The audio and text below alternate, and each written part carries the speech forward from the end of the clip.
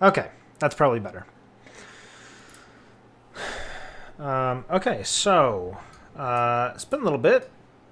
I think it's been maybe 2 weeks. I've still been forging on here. I just haven't been streaming it. Again, it's mostly having to share the Steam Deck with my wife. I only really like to stream if I can also have the original Halo 2 up on the screen at the same time for reference. I still find other things to do that I don't need an exact reference for.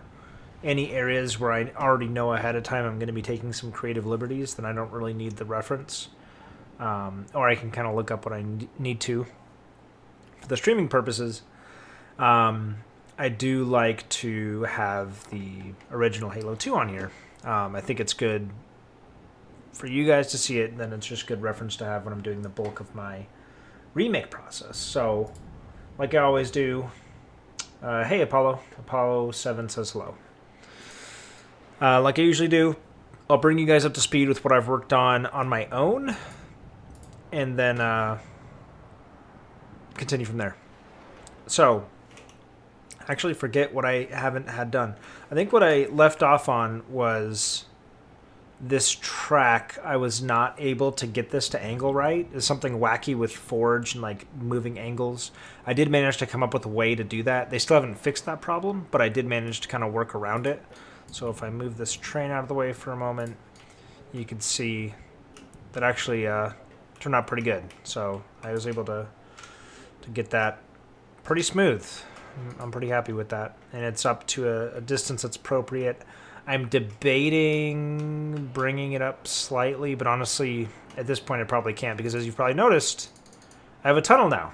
I have a tunnel on both sides. See it all the way down there.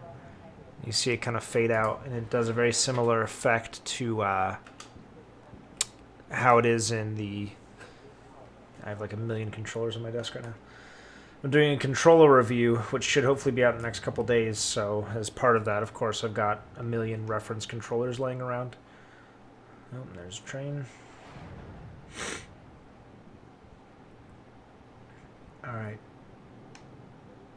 So, in the original game, you look down this tunnel. You could probably see. It just gets black. And it just kind of fades into darkness, right? Now, you're not actually able to go in the tunnel. That's kind of one of those creative liberties I was talking about. I'm going to make it so you can actually cross a little bit into the tunnel. Not far.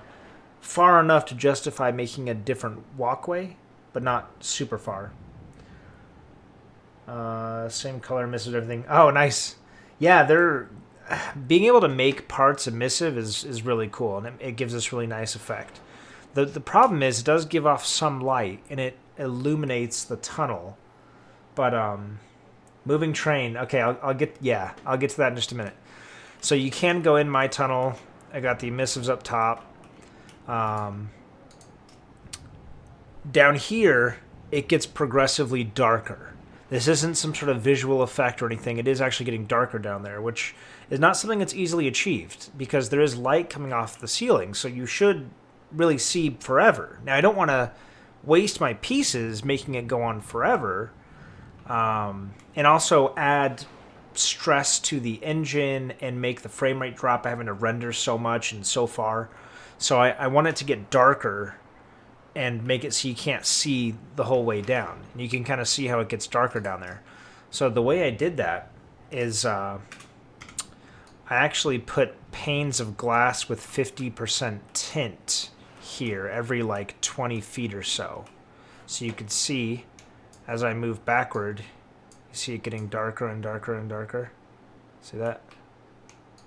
And then this back wall is just flat black with like no reflectiveness. But as you go back to the beginning of the tunnel, you can see, you know, it's pretty convincing fade to black. It goes a lot further than the original one, but I'll see. I've seen a couple really neat visual tricks on YouTube, some things that people have tried to make it look like it's repeating by creating a reflection volume that captures the data of one of those segments and then can transpose it a repeated number of times and basically make it look like it goes on forever. The downside to that is I need you to be able to see the train headlights appear, you know, because that's kind of your cue to jump out of the way. You probably saw me do it once on the track. You're standing here.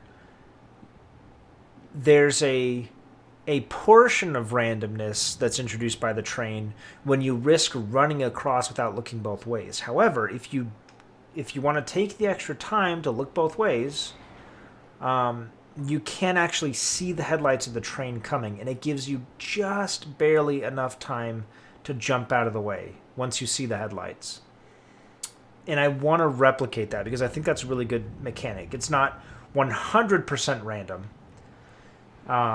There is a little bit of there's a component of skill involved by being able to see the headlights and move out of the way. And I do want to replicate that. I'm hoping it'll show up here and we can do it. I can do it for you. But it will, yeah, of course, we're going to get 800 trains coming that direction. So anyway, that's why I can't do the reflection trick, because you wouldn't see that. Oh, see, there it is. And you can barely get out of the way.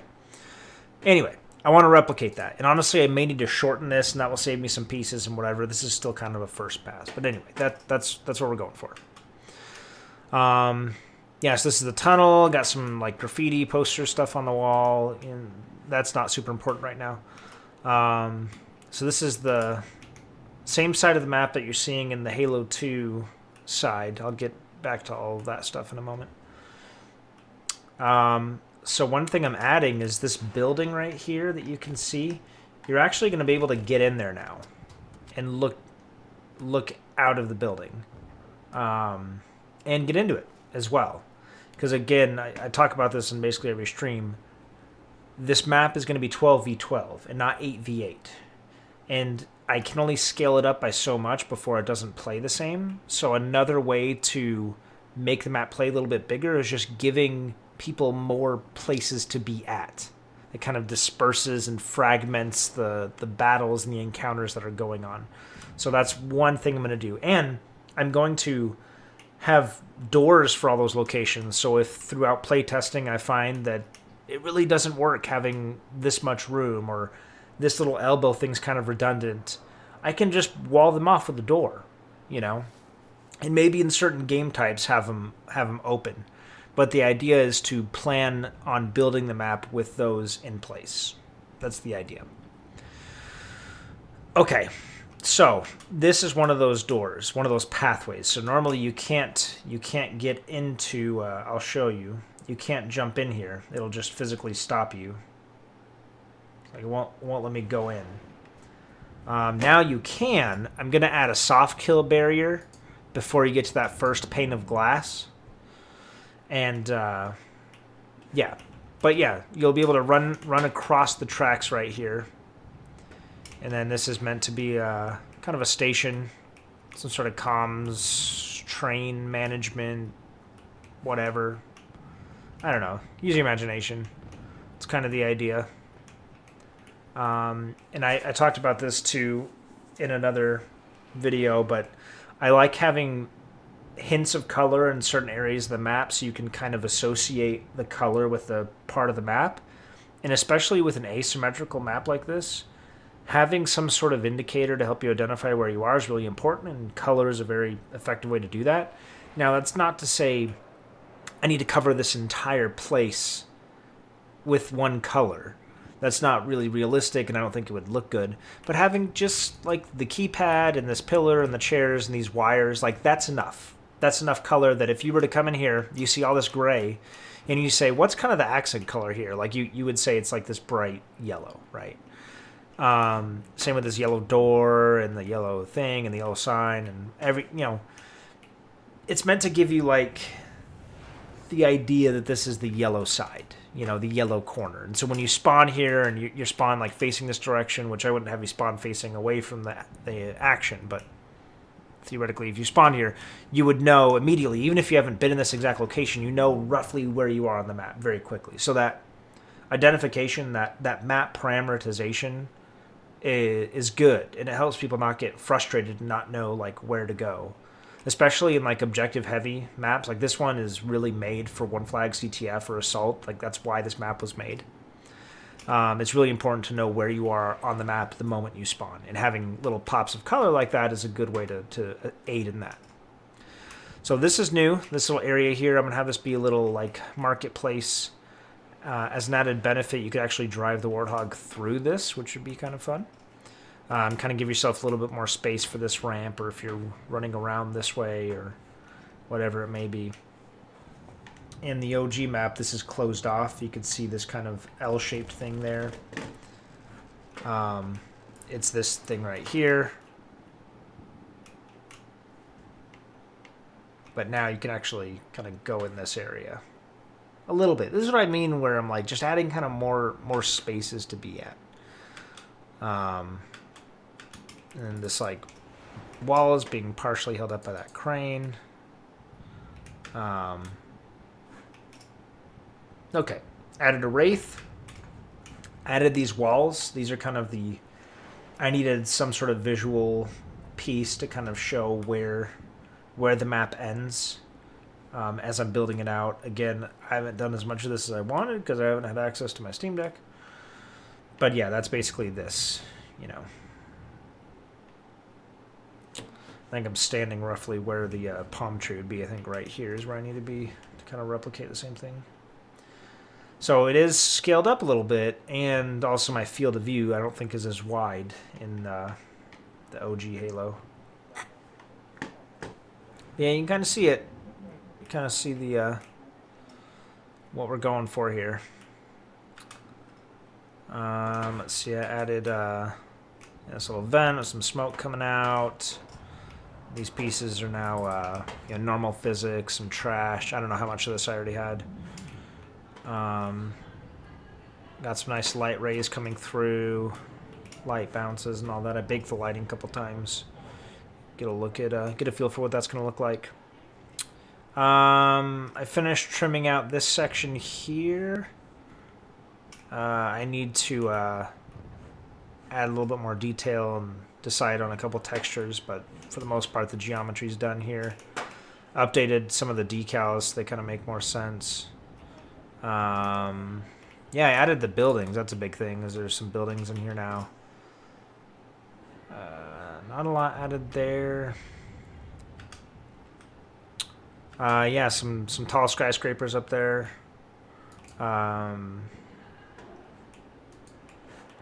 Let's see. Yeah, roads, more skyscrapers, more detail work. I think I added parking spaces, some decals for this. May, Wilfredo, what's up, man? So those have been added. This isn't right. Let me fix that.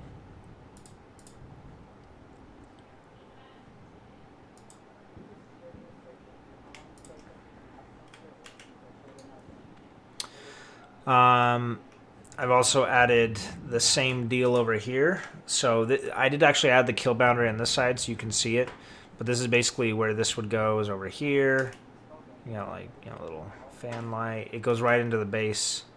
So this is a less direct route, but it's safer. But you also have to contend with the fact that you are basically running out into where the train's going to go with not a lot of like anticipation of like when the train's coming. Like you can stand about here and not get hit, but about there you would get hit by the train.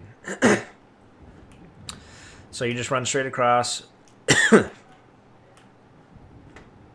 down here, and then you're out here. So you're mostly in cover. Then of course the train is one potential obstacle, and then just the fact that it's a more roundabout way in the team that's chasing you down. Because I assume you're going to be using that route when you're coming back with an enemy flag.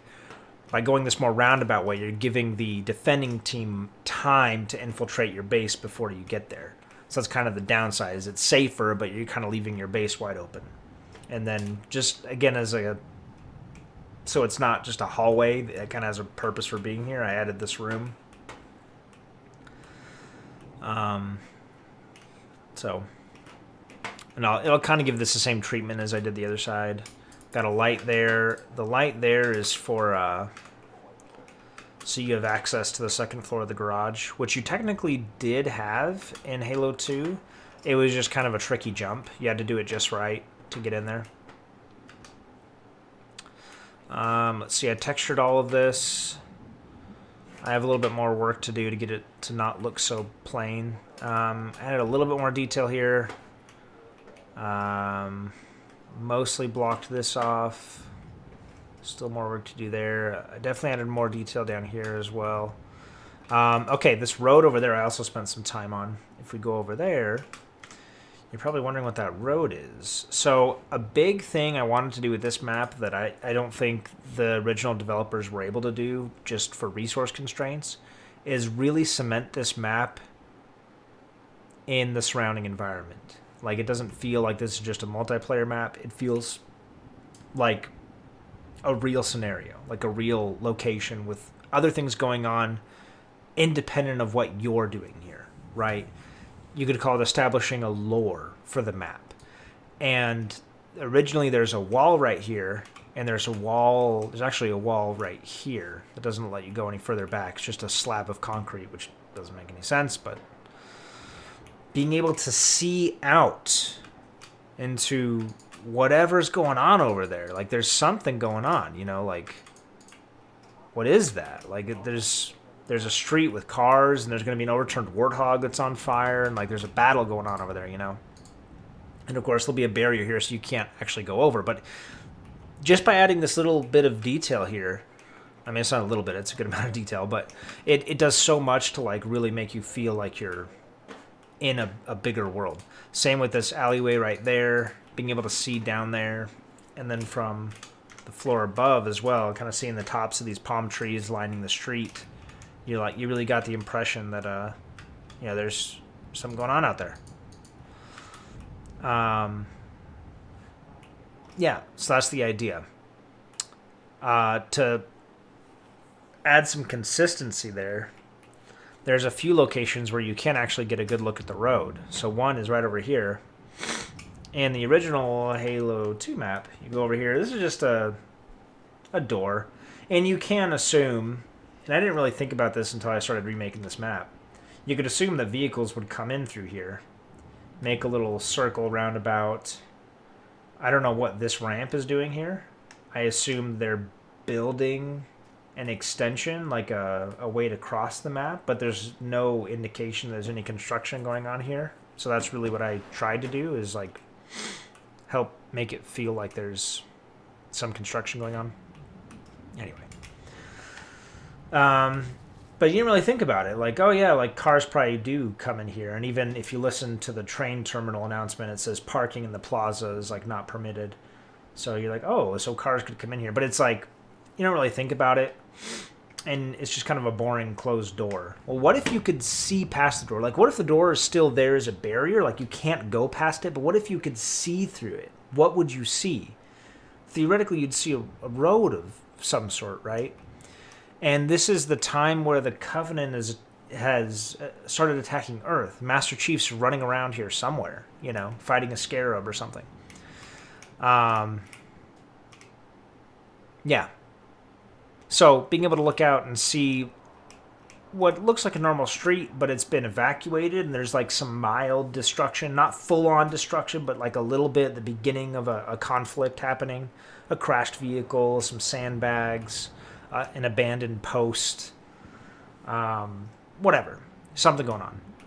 But you can see it's the same deal. You have these two roads, a vehicle, these planter boxes, and some palm trees. And you get the impression that, you know, that carries on from over here. Like it's the same road, you know.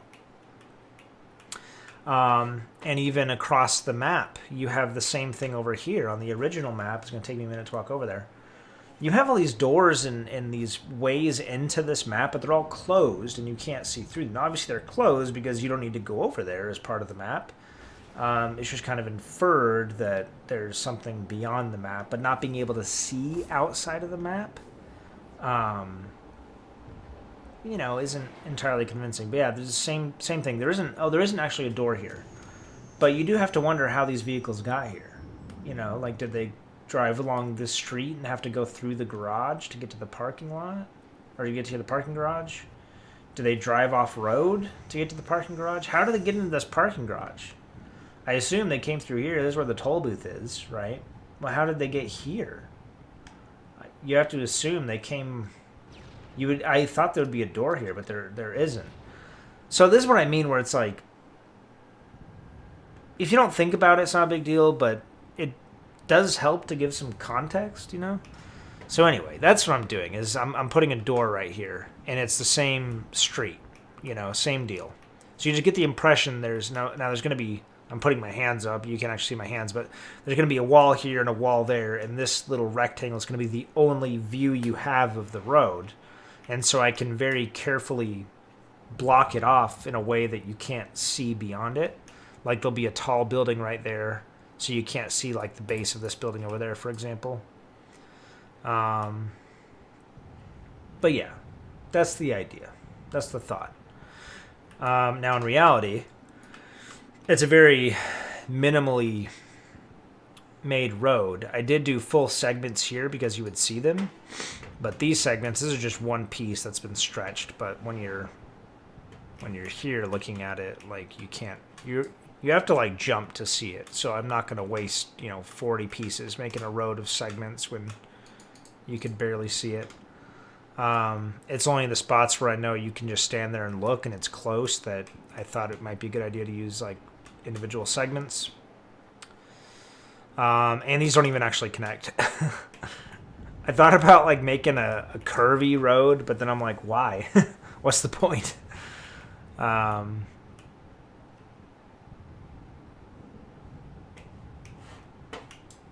So you didn't notice I pointed out that those roads didn't connect. So that's my justification. Yeah, you just get the impression they do because you see this segment, but it's really just what your eyes are going to view is all I need to actually make. And then same over here. Now I did make these connect just because they basically would connect. But here I could make the road connect, but literally no one would see that. So why waste the pieces? So anyway, that's what I mean when I say that some of the creative liberties. It's more like just additional context, more lore added to the map that I've put in there. I didn't need the Steam Deck for that. The reference of Halo 2, because this is all brand new. This is just my interpretation of what's going on beyond those gates. What if you could see past them? So, anyway, I think that's everything I was working on since the last time. I got some buildings in there. That crane just kind of a placeholder. I just kind of wanted to see what like a kind of a headlong feel. Like you have a couple cranes and then like really big cranes way high up there. I just kind of like that look. But anyway. Okay, well I have the Steam Deck with me. I have Halo 2 here. So I do want to use that.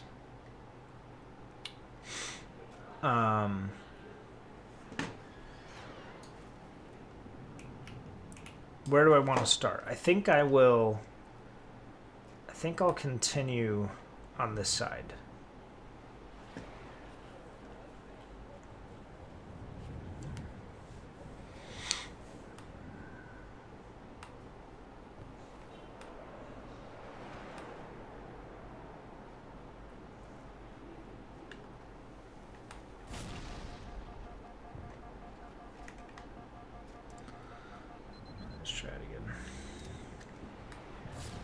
Don't judge me. There's like a full half-second delay between my inputs and what I'm seeing, because I'm watching the same screen as you guys. Okay, so like this whole section here is new.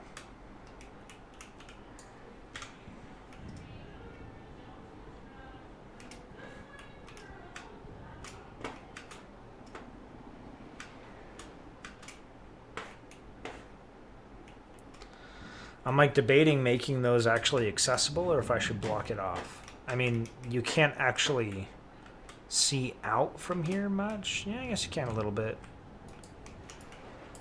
But oh, the train. That's something else I've been working on. Let me show you guys the train. All right. Quickly, let me run over here. I've gotten the mechanics of it killing you done. In any vehicle, it'll work. I come over here. That's my train segment right there, and that sounds simple, but it's actually trickier than it seems to accomplish. Because phased physics objects don't kill you. Fixed physics objects don't kill you. Only normal physics objects kill you when they're moving. They move fast enough, they swat you, you die, as expected. The problem is, the train can't be normal physics because I have to have a few pieces of it fused together. Like this. And even if I didn't need that, if it was normal, you can almost think of normal physics as tying a rope to it and pulling it along the track. And gravity still affects it on normal physics, so it will just kind of tumble along the track, which obviously is not going to make for a very convincing looking train. So it needs to be phased. Well, how is it going to kill you if it's phased? Well, it doesn't actually kill you. At least the physical connection of the piece colliding with you doesn't kill you. Now, it sure looked like it did. I'll run over there on foot and show you again. It's going to look like it just ran me over and I got obliterated. But I'm going to show you in a second. That's actually not quite what happened. So I'll come over here where it can get me. Ignore the light. That's kind of some weird side effect of something else I'm working on. Oh, okay. I know why it didn't work. I have to be in a Wraith. I was testing something. This is why I have the train over here for testing purposes. Yeah. No, it won't kill you on foot right now. You have to be in, and it will actually only kill you in a Wraith at the moment.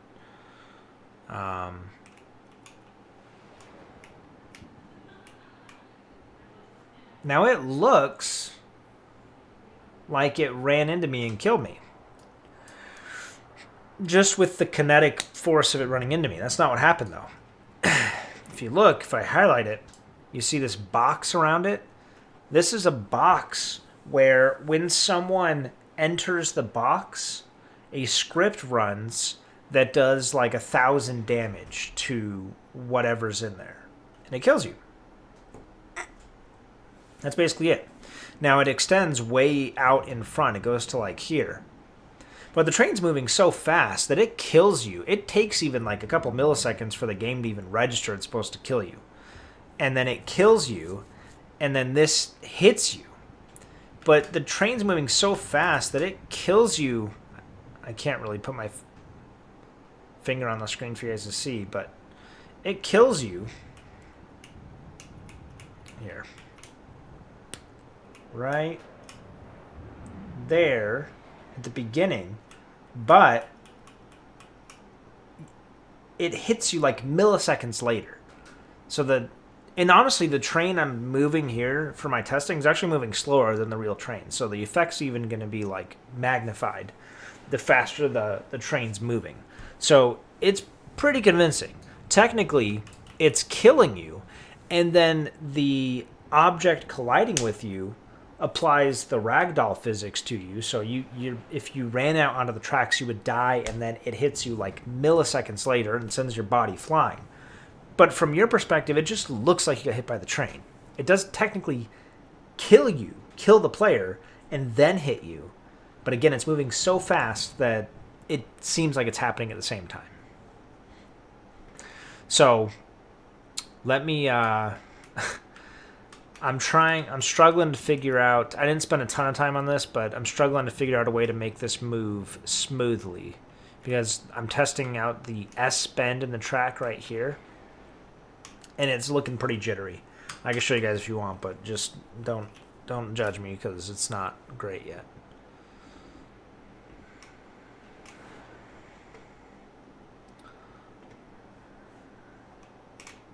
So if I go here, watch it go by, you'll see it kind of snake. You see what I mean? It's like kind of bounces around. I've seen someone do what they call spline movement, and it basically creates a marker that another object follows. Instead of like getting to a point, running a calculation, going to another point, running a calculation, there's basically an object that moves, and then an object follows it, an invisible object that moves, and then another object follows it. But since it's following something, it creates this nice smooth movement. Now, they didn't do a great job. They obviously know what they're doing, but they didn't do a great job explaining it. So anyway, that's as much as I've tinkered with the train so far. So I am confident that I can get it to work. It's just, I'm not super worried about it at this point in time. I've still got a lot more work to do on the map. And honestly, as Forge gets a little bit less buggy, and as there's more tutorial videos out there, and as I get more familiar with the tools, I feel like I'll get the train figured out probably around the time I need it put in the map. That's the thought. Okay, back to the map. Yeah, so I as much as I'd love to keep working on this part right here, I do need to focus on the parts that I want to make actually one-to-one. Or not quite one-to-one, but just, you know.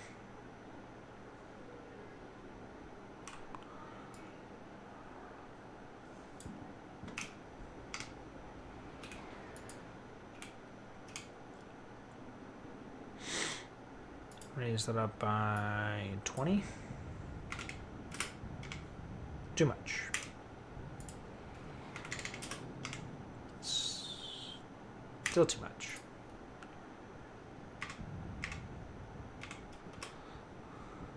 That's probably good. Now, is that angled? It is angled. And you know what I will do for that? I actually have the perfect thing for that.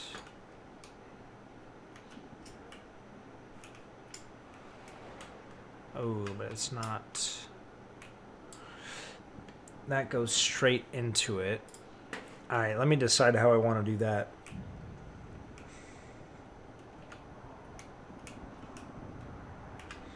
I think I do want to keep it curved. All right, so I will do a... I gotta think about how I'm gonna do the corners. Yeah. I'll do this. Duplicate.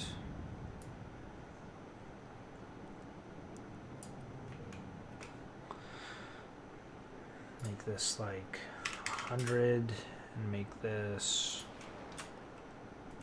6 and 6. Honestly, like 6 and 3. Nope. 3 and 6. All right.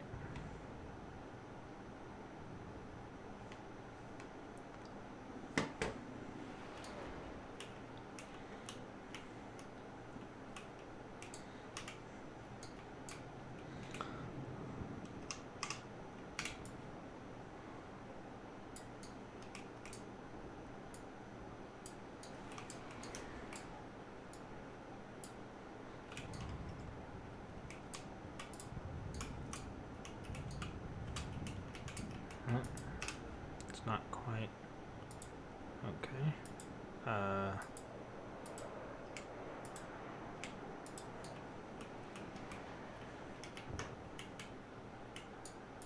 All right.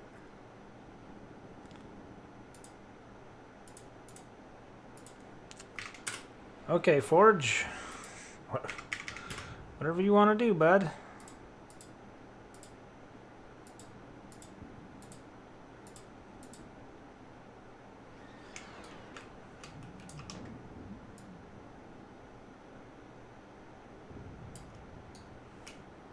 This is the same issue I had.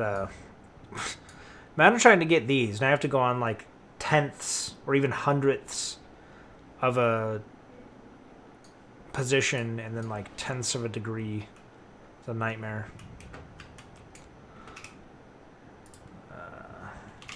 Yeah, that's what I'm talking about. Where like there's just it's good. Like the tools are really good, but there's so much that's buggy that I'm just not motivated to like try to figure out the train right now because yeah, I want things to get a little more stable before I even invest that much.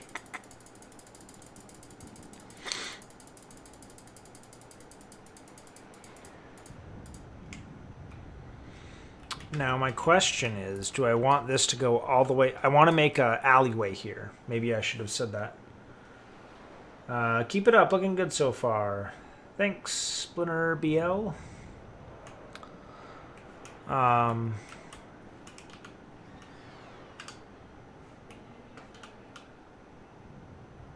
If I go all the way to there, I don't have to model as much. But I kind of like the look of these narrow streets that go up really high. So I will just keep it like that. But I do need to move this over 6 units. So I can actually make this 190 and move it to the left 6 units, making this 193. Because as you guys probably have figured out, I need to put a like triangular piece there. Oh boy, you're doing it again.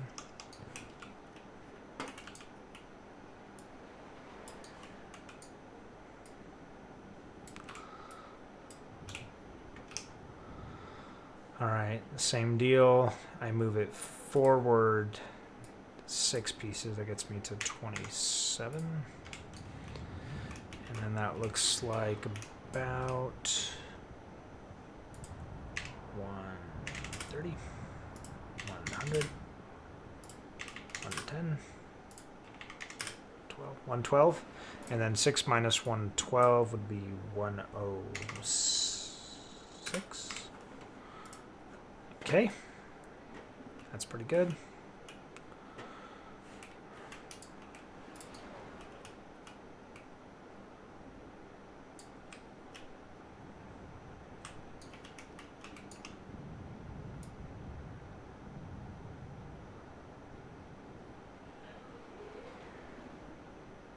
At least the angles are mostly behaving now.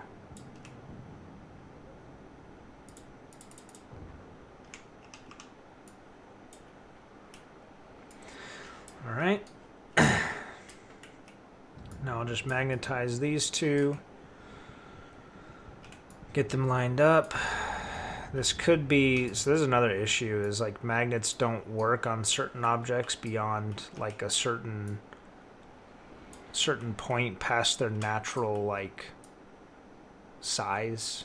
I don't know, it's really weird and kind of annoying.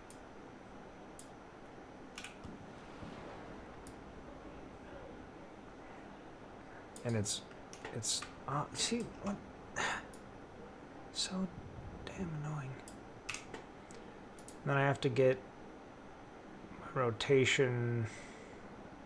Good grief. That's why this stuff takes forever. I have to just do it manually. Come on. One more unit. There we go.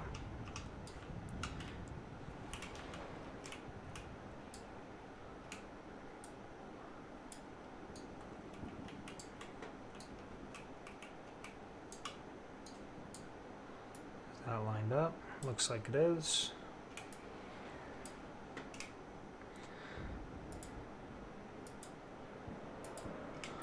Okay, that's good.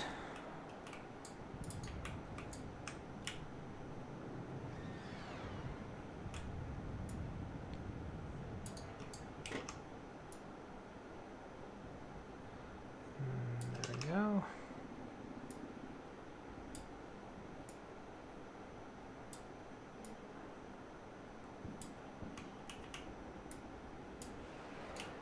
Come on, work with me here. Mouse and keyboard is definitely like the better way to forge in my opinion, but there's certainly some benefits to using the controller, and moving things around seems to be one of them. Good grief. See this? See the kind of stuff I have to deal with?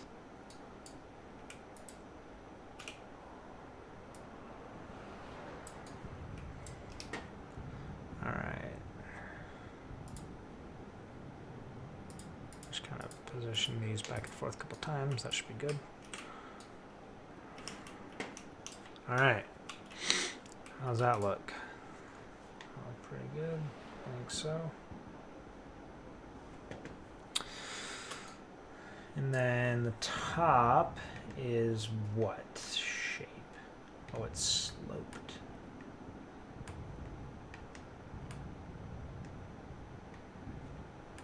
And about how high up? So it gets a little higher than the roof of my terminal. Let me get up here and see for sure. So it's right about there. Oh yeah. And I mean that looks like exactly what it's going to end up being. So I think I'll take this, just duplicate this bad boy. See if I can get it right there. All right, then subtract 6, so horizontal minus 6, 193. Although I'm not going to have it be 6. It's going to be a lot more than that, because it's going to be... I want to keep the angle the same. Well, it's not the same there. It's about a 1-to-1. It's about a 45-degree angle, which means it needs to be 6 and 6. Which would be... It needs to be bigger than that, though. It needs to be like 20 by 20.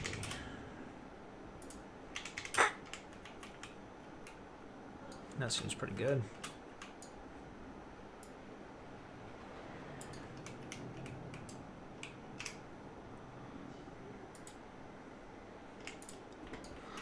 All right. And it's 6 units off there, but it actually needs to be 20 units off. So that means 24 more than it is now. So if it was 4 more than this, that would be 89. And 20 more than... 20 less than that would be 69. And then I can subtract 20 from its overall length to get 170.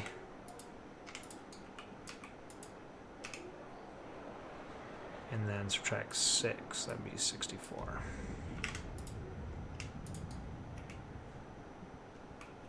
Alright, I did something wrong, but let me yeah,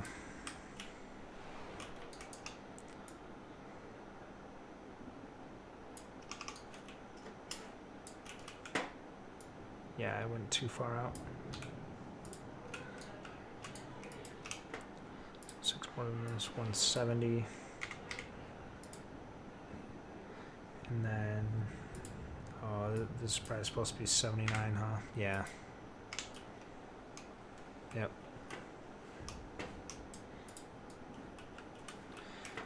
And this needs to be 124 roughly, no, 100. Actually, let me figure out this side first. This is perfectly aligned. That's 20 units this way, 20 units that way.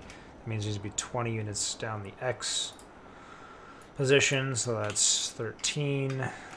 So that's going to be even more pushed back. Be like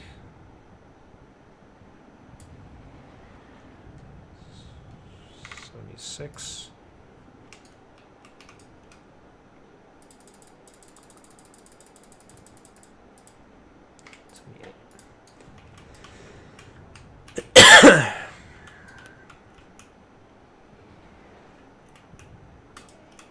Try to stand in roughly the same location.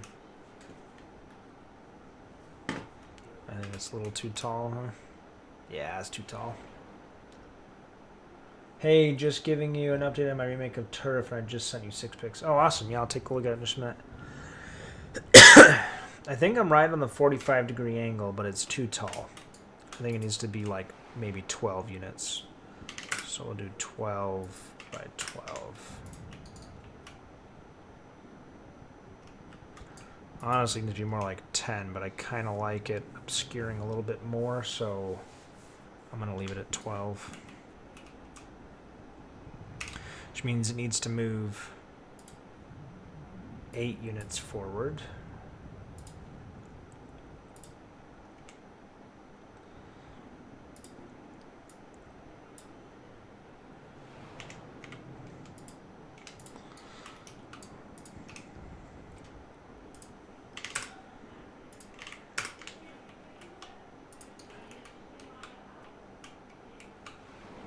that seems pretty good.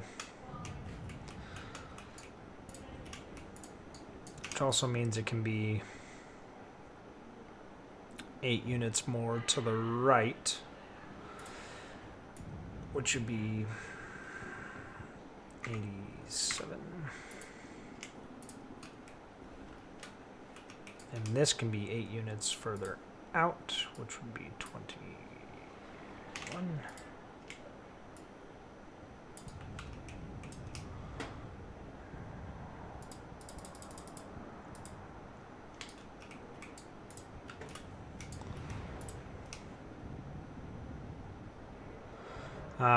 And then the length on that would probably be 8,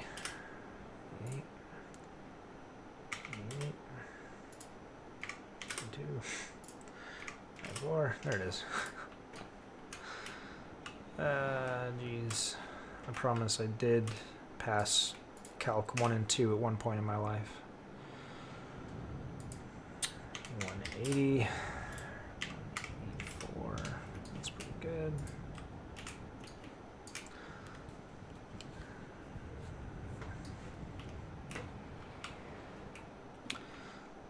That's good. I like that. Ooh, you know, I like this narrow. What I like about this narrow alleyway is that there's a lot of opportunity to have like things hanging between there. I'm thinking like clotheslines and pipes and vents and stuff. There's a lot of cool opportunities for like saturation with stuff, accents, things to add on. I don't know. That's cool.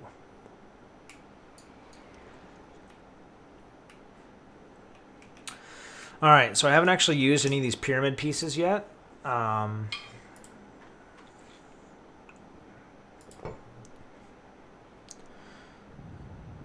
Would a pyramid work, actually?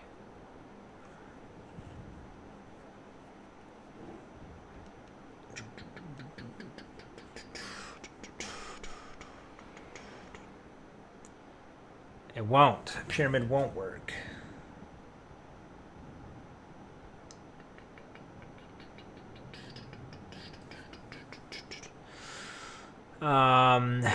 I need...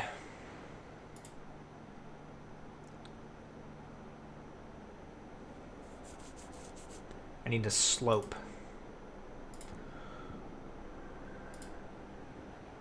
Wedge. But the wedge is going to cut it 45 degrees.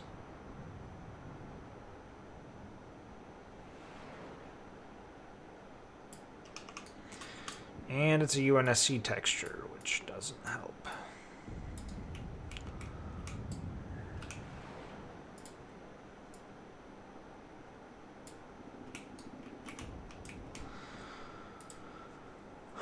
Okay, so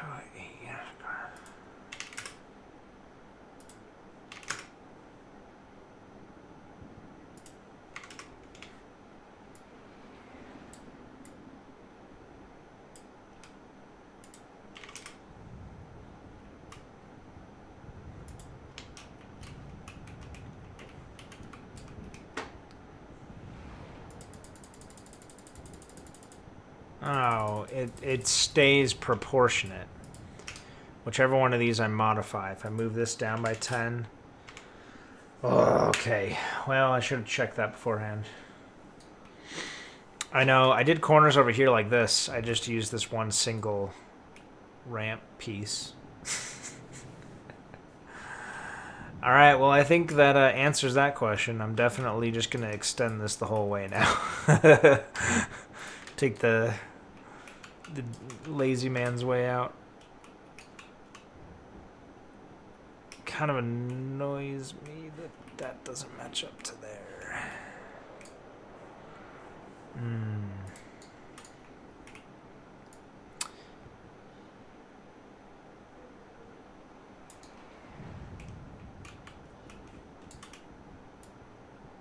Yeah, oh well. Yeah. Oh well.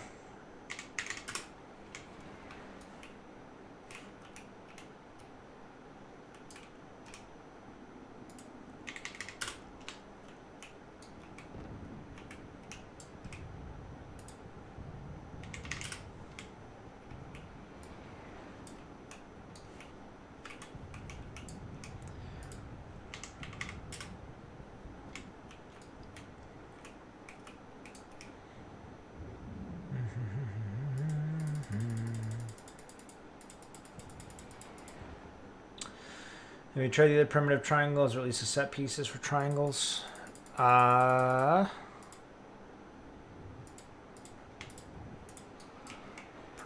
Perhaps not. So there are primitive triangles, but they wouldn't work here because they're flat. They don't have a slope. So if I go to primitives, there's pyramids, but a pyramid wouldn't work. It wouldn't line up correctly. Let's actually make sure I can okay, yeah, so I can change that. That's fine. So let's make it, yeah, 12 by 12 by 12. Nice isometric pyramid there, and you'll see it doesn't cut it over as far as it needs to. Although now that I think about it, I might actually get this to work. It has to be twice the lateral space, which would be 24 and 24.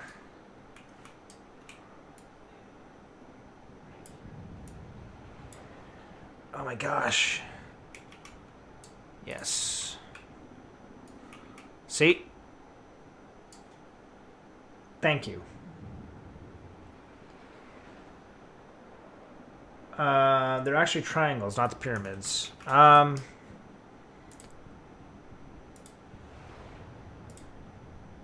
They have these, but those wouldn't work.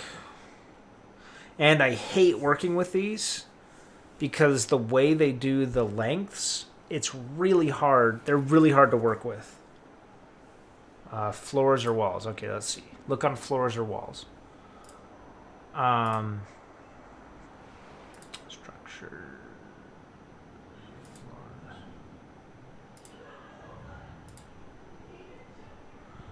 I think there is a triangle piece that's what I'm using here. It's a floor angled. And I could turn that 45 degrees, but I'm going to have a gap there. But this actually works. So I didn't need to get rid of that. I didn't need to reposition this. Oh, gosh.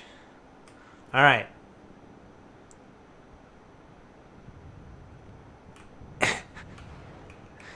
And we're back. Okay. And I think this was 10 lower, right? So it was like 70, 73. Yeah, that looks right. Okay, cool.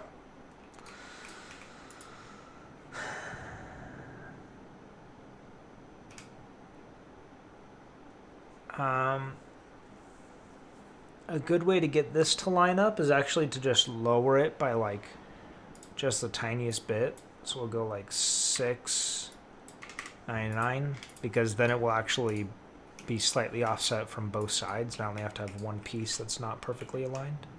And I can sleep slightly better at night.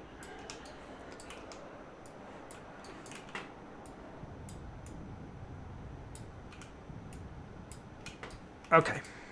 Now move it 20 units in. 13. And I believe this was 78.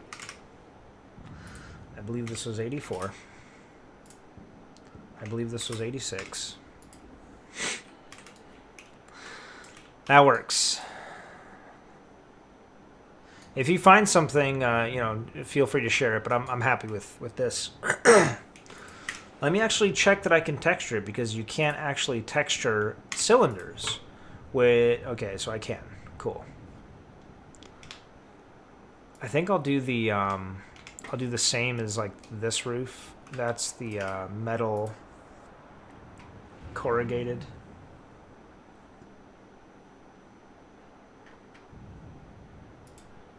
Ooh, that looks so good. That looks like such a Halo 2 Mombasa texture, doesn't it? Doesn't that just scream like outskirts to you? Ah, I love it. Okay, there's this sign. Metal. but it's going the wrong way. They're supposed to be like shingles. They're supposed to be pointed this way. They're pointed that way. Remove the color. Maybe you won't notice as much. Why does this one look so different? Roughness is at 10. Is that why?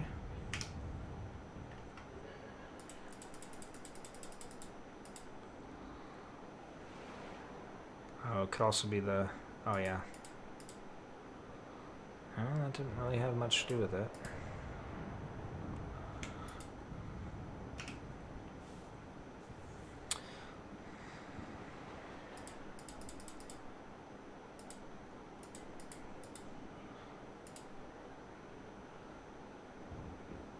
You could also use corner ramp 8th A2.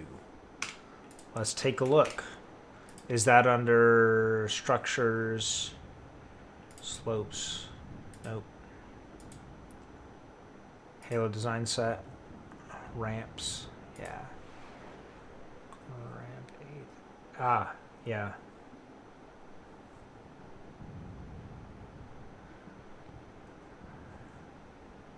I could. You're right. I absolutely could. That would work.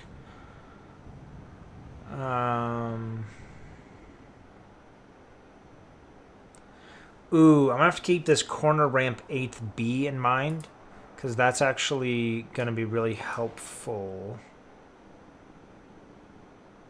I'll come back to it. I'll come back to it.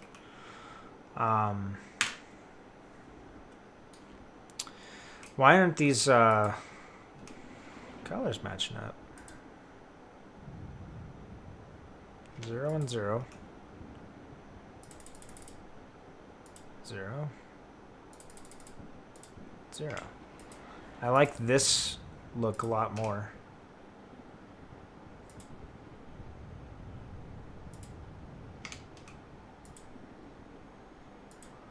I mean, I could try to match it, but that's going to be kind of tedious. I think it's like mostly darker. Like a full black. And then just ease off of it. Still not quite the same. I need like a really dark brown.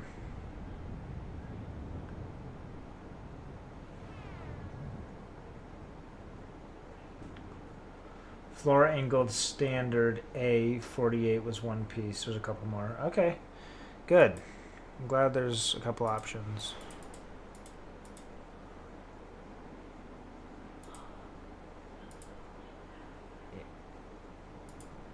I don't know. I don't know why these are matching up. Okay, if I make this pure black and I make this pure black, they still don't look the same.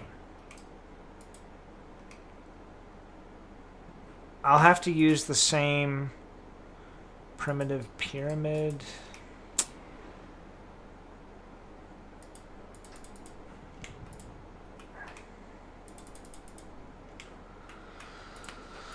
All right, I may actually use corner ramp 8th A2 floor angled standard. Jeez, okay. Thank you for the suggestions, guys. Floor angled standard. Oh. Is it like floors MP?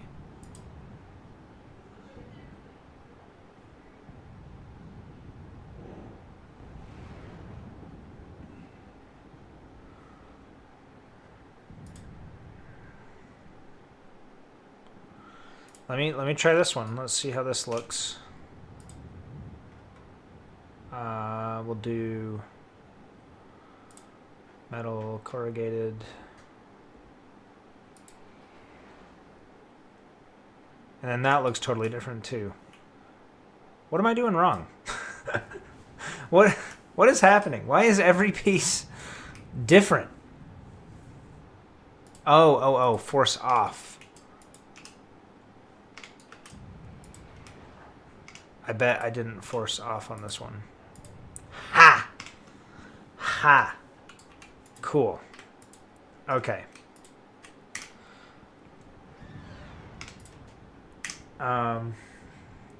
Halo design set floor angled standard A.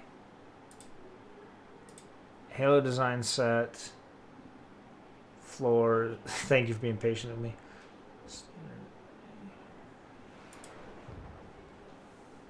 Oh, yeah. That's what I'm using. This is a much easier triangle to work with. Much easier because it actually is isometric in that you, I don't know if I'm using that word correctly, but you increase it by a certain height and it increases by that height in that direction, which you'd think would be obvious. Same with like this direction here, and then obviously in the like depth direction. The only downside to this piece is that the whole thing is one texture. So if you need to have like one side one texture and one side a different texture, you can't really use this piece. But yeah, that is what I'm using here, and I like the look of the metal better. I've been turning the metal off and then increasing the roughness. Yeah, then I'll go back to no color. Oh, so good.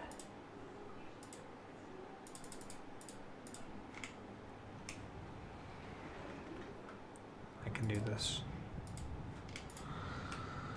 Mwah.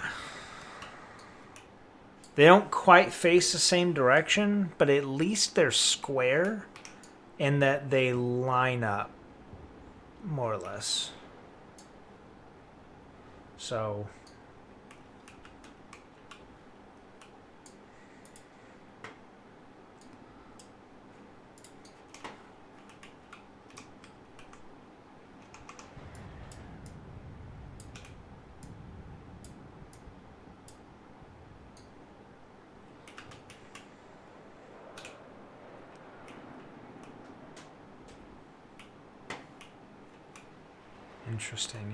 Interesting. So apparently we've learned I can't do math.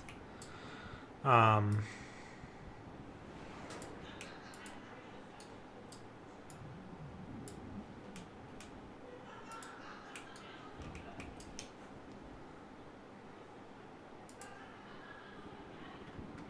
corrugated. Now you could argue I really shouldn't even be worried about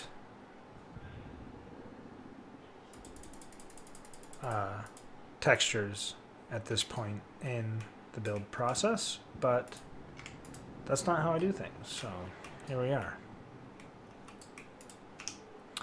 And then this I moved down by like 0.1 unit, 0.01.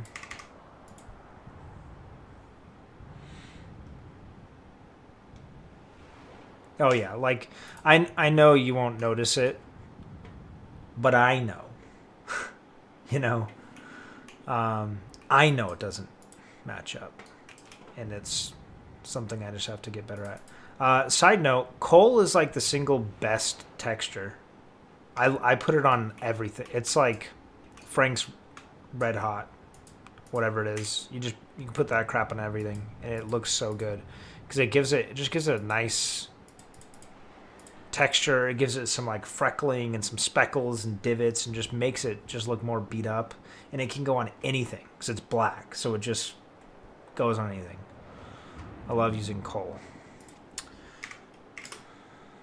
Oh wow, yeah. I didn't just guess that.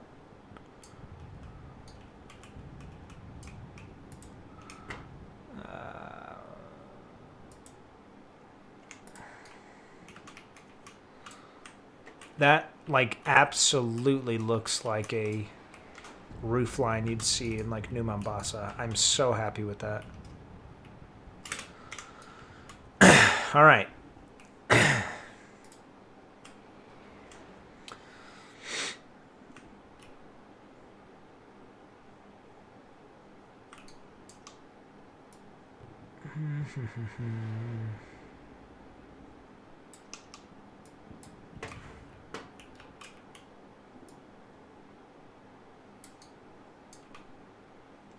Oops.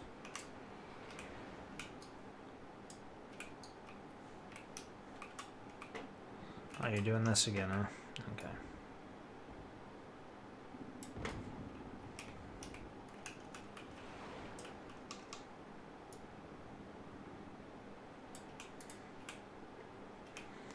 And then 6 units that way. So 27.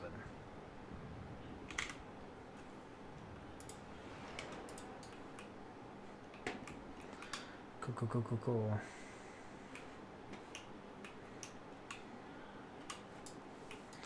All right, another thing, if you guys have a good suggestion, let me know.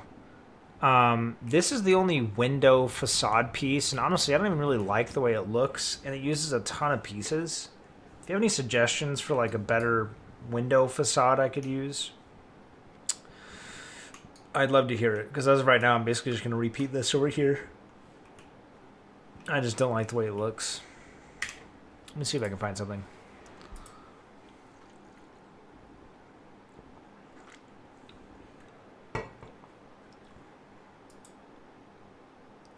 Ideally, like a long piece of something that has segments built into it that could kind of pass for a, maybe ducks.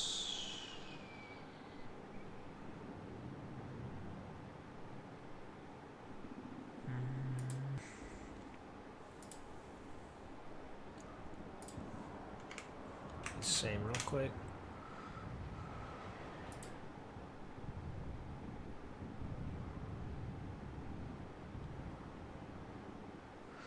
Oh, I'm a goof. I didn't realize I was watching your streaming at 480p. I thought my internet was just being garbage. Now the text looks sharper. Okay. I'm taking my time with the down scarab that's on the back of the map. Yeah, that's a good thing to take your time on. That's kind of one of the like main focal points of the map. Ooh, a metal pallet. That could work. And even if it doesn't work for this, I feel like this could work for like a building. I kind of like this side of it though, you know?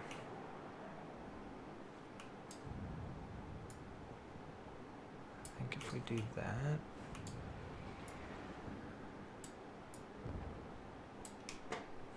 Let's see. We make it.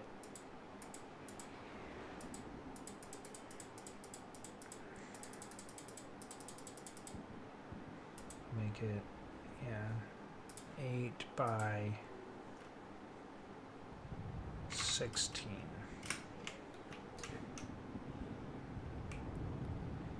Does make it look stretched though. Let's see how the other side looks. I kind of like that.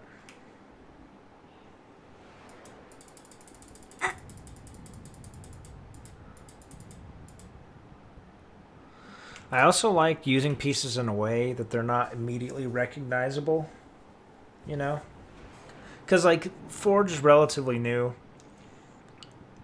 And a lot of pieces we're seeing for the first time, but give it a couple months, and a lot of these pieces we're using that we think are really cool, you're just going to see them everywhere, and you'll immediately see it. And so I'd like to use pieces in a way that it's not immediately apparent that that's what they are. So I feel like this is a good way of doing that.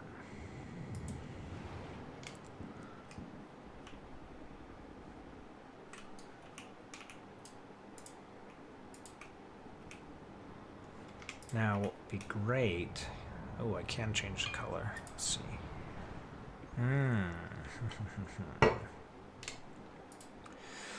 What could I do that's, like, highly reflective?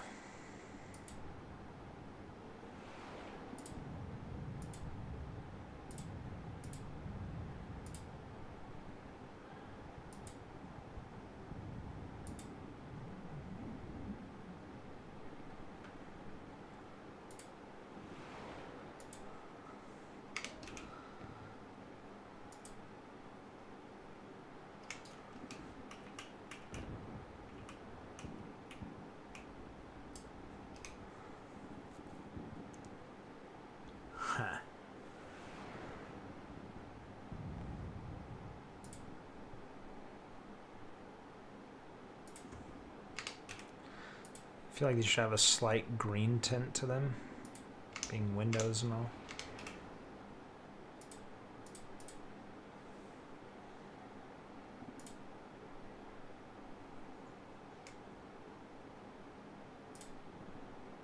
There we we go.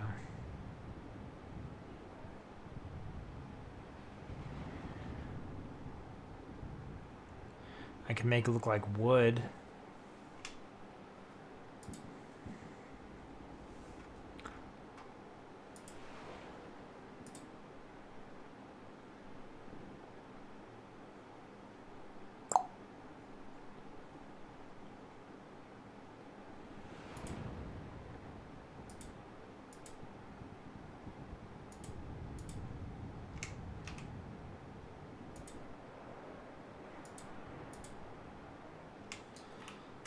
Nah, I don't like that at all. I think it needs to stay more metal looking.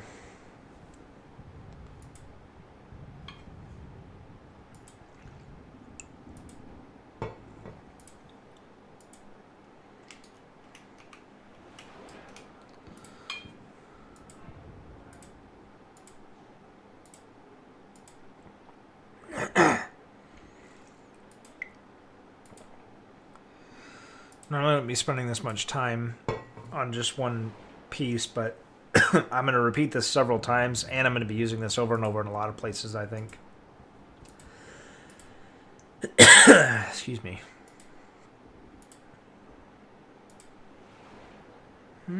That could work.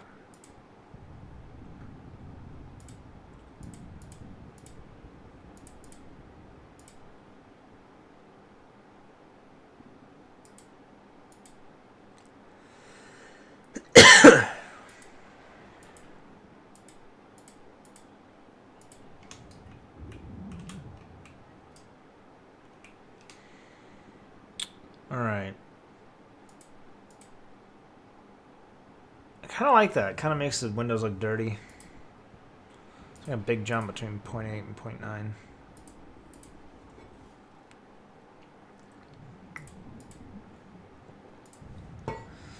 And can I do like water spots? Is that a texture I can do? I know what I'll do. Coal!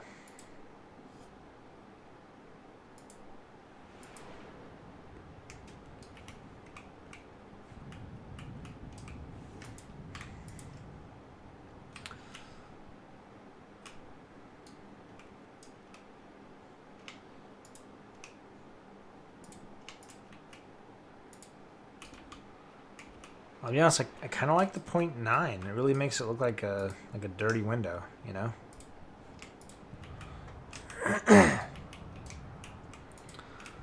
Yeah, this is what I'm talking about, where like you try to use pieces in a non-overused way.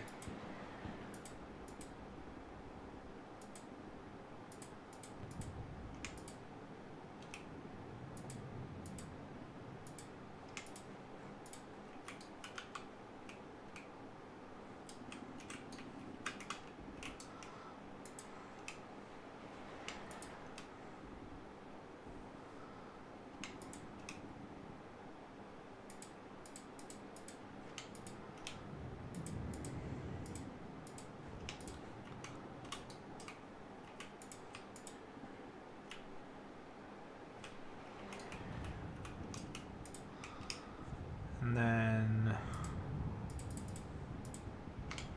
let's go there. I like that so much more than this. Isn't that so much better? Hell yeah. That's way better. I haven't even looked at the original, but I'm not going to find a replacement for that. Honestly, those legit do look like the side of the ductwork pieces. But you're just not going to get the same kind of 3D effect unless I like build out something behind there. And I mean, someone much more creative and smarter than me will probably figure out a way to do that without using a ton of pieces. But this is the best I can come up with.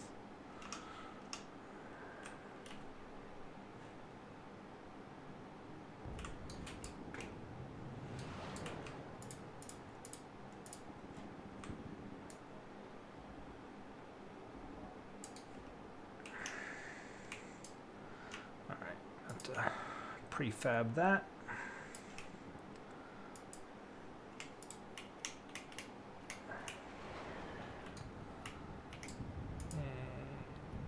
Oh, whoops, I prefabbed the whole thing.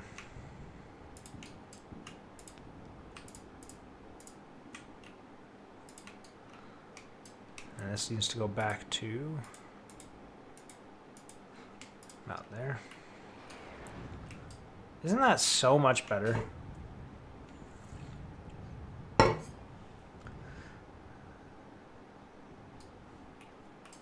All right.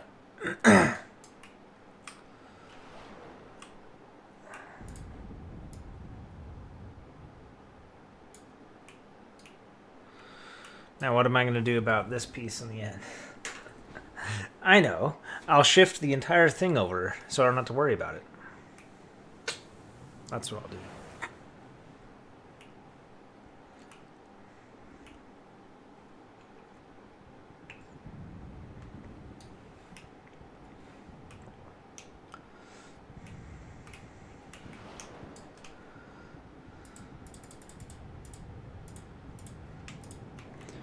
Okay, so I either need to move this over to the right by one more piece, or move it to the left by that much of a piece. I think that's what I'll do. I'll move it to the left just a touch. I'm going to start with this.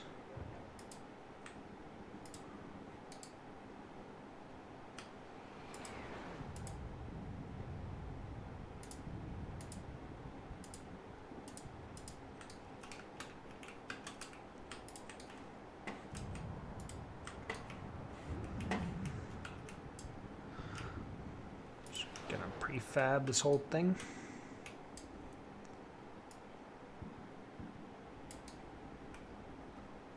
Actually, would have to go to about there.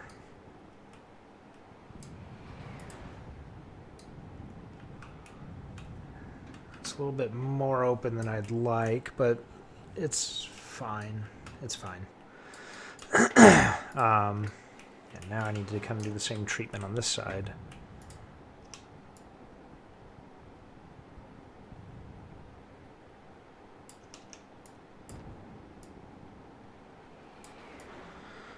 And slide it on down.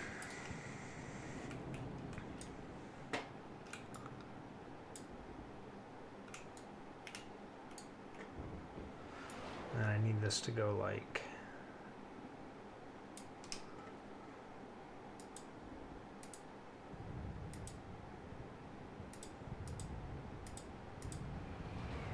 that's pretty good.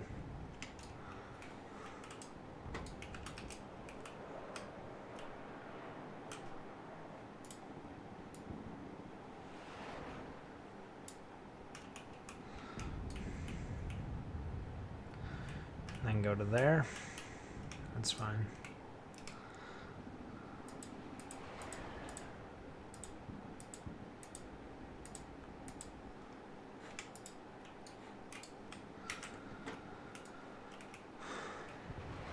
Yeah. That'll be good.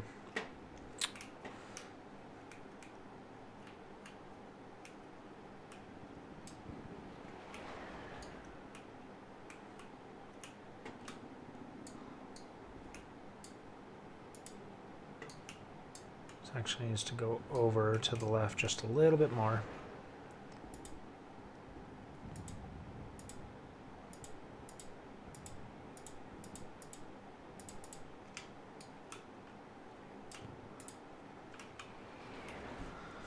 So now it seems like way too big of an opening. No, it doesn't. It seems fine. I like it.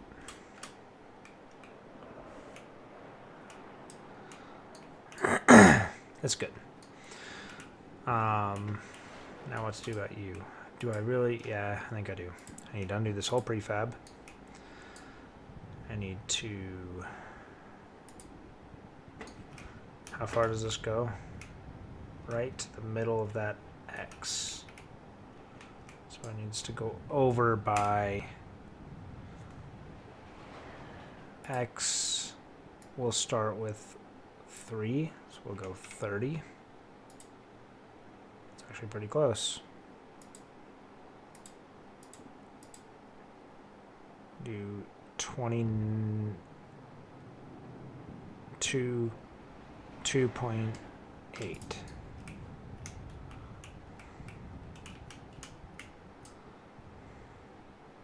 Oh no, it needs to go over way more than that. It needs to go to here. Wait, what am I talking about?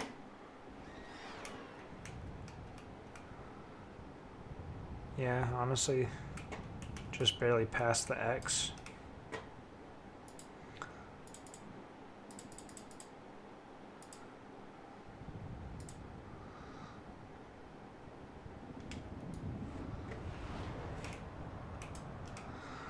And then we'll do 10, 12. Well, I know exactly where it needs to be. It has to line up with this corner right here.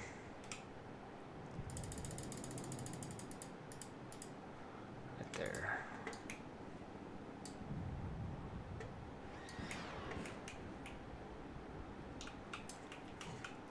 I like that a lot.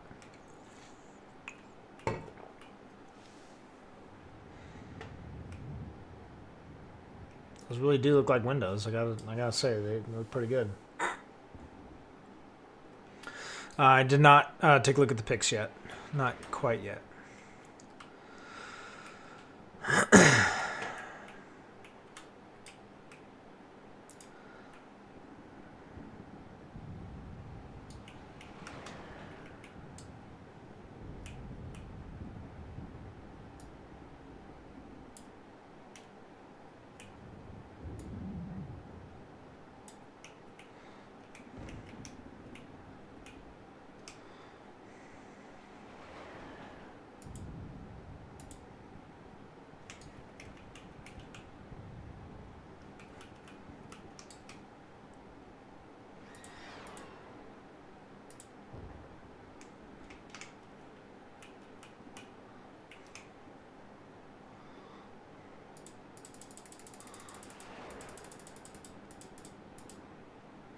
116.6 is what this was, right?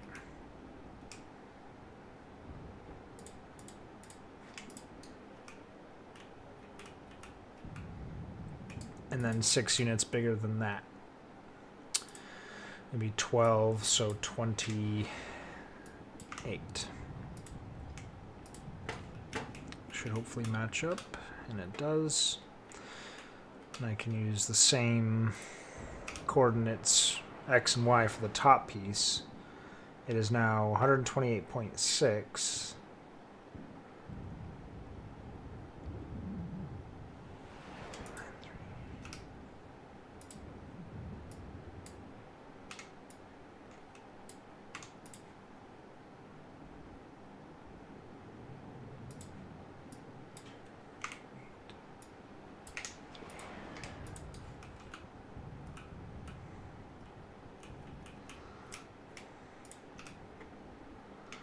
So 89.3.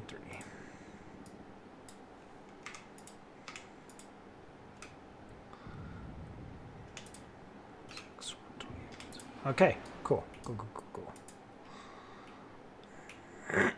This now needs to be 116.6.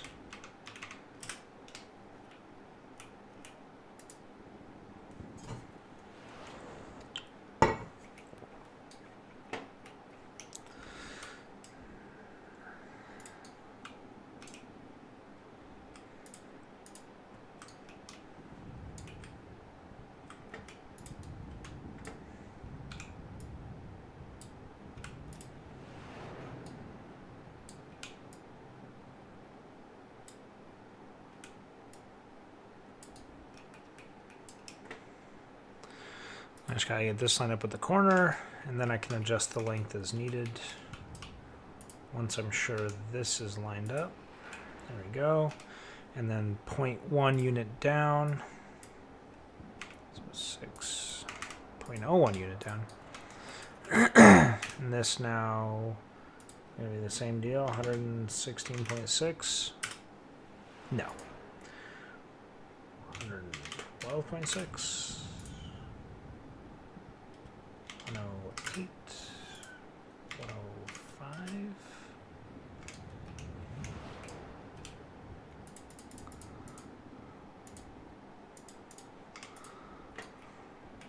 Okay, nice. Honestly, I don't really care if this is sticking through as long as it's not cutting into here. It's probably a good idea to let things go through the wall a little bit. Because I noticed some funky thing with the lighting. Excuse me, with the lighting. If you have two pieces like touching and light shining right on the corner, it'll still let light through. It'll like make a strip of light past it. Not that that would be an issue like in this exact spot, but my OCD is telling me they need to meet up exactly, but in practice, I think they need to be in one another a little bit more, enough to make it so the shadows or the lighting issue doesn't, manifest. So I think I'm okay to leave it like that. As long as it's not poking through elsewhere, then I think it's good. All right.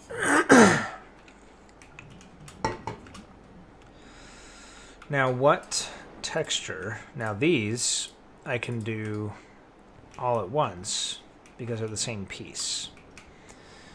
But since they're that triangle piece I talked about, you could only modify one swatch is used for the entire thing.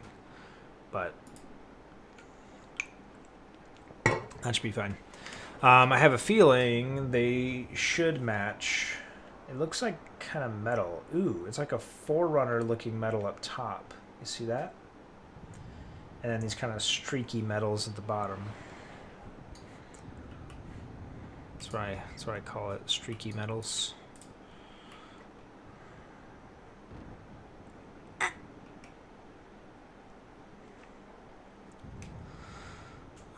So I do like Forerunner Hex C.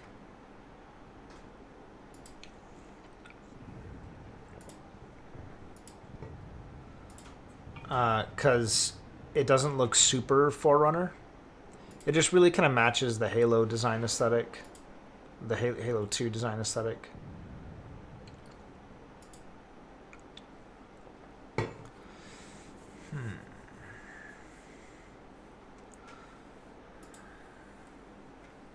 Forerunner Hex C.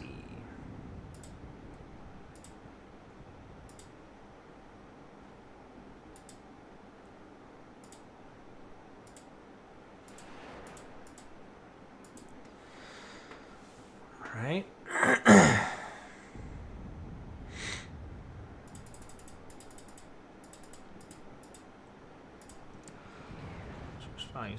Source value.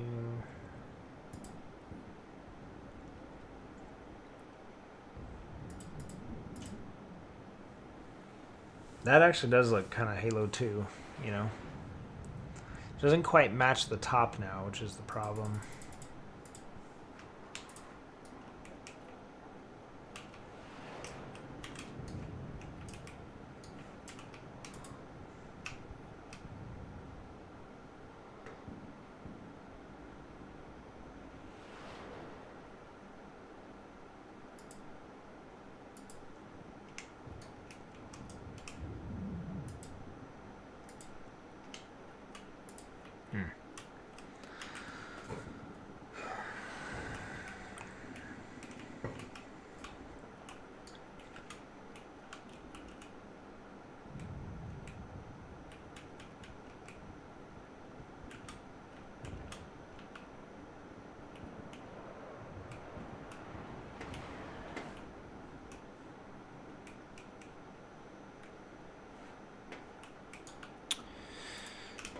All right.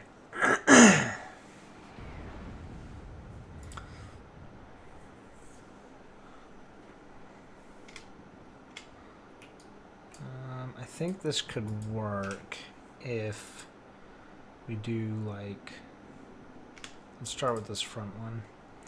It's kind of got this like brownish tint up top, which would kind of help blend it a little bit more.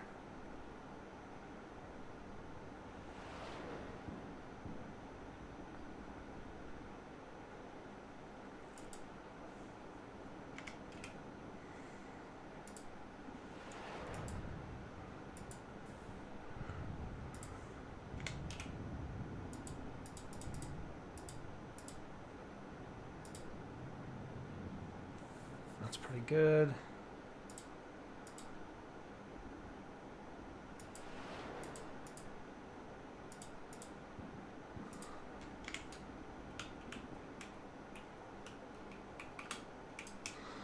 I like that, but less reflective.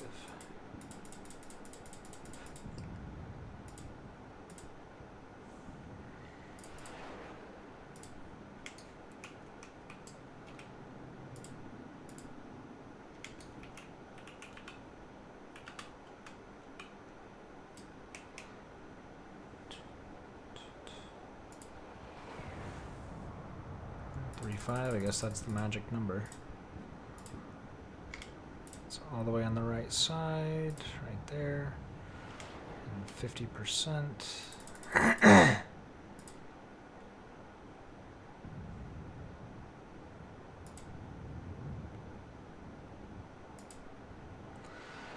right.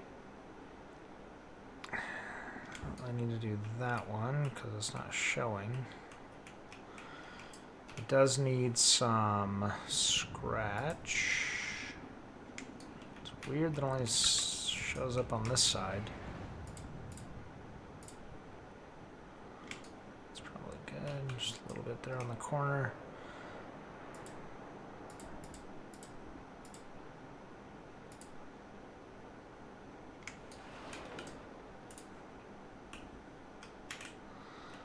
It's pretty good.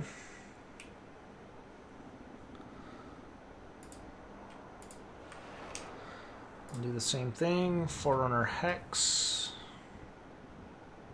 C, all the way over here, 50%, 35, source value.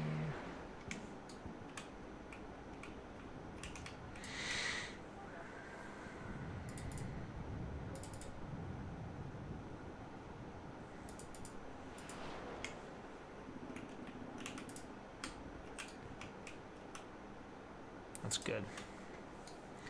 Now the bottom is more, I think I'll still use the Forerunner Hex, but make it a little bit bluer, you know?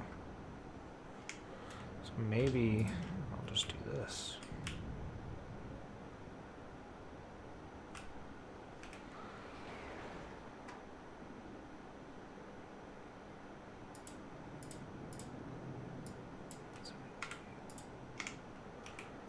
Alright, and now I'll just change this to like kind of a dark blue-green, like a steel blue.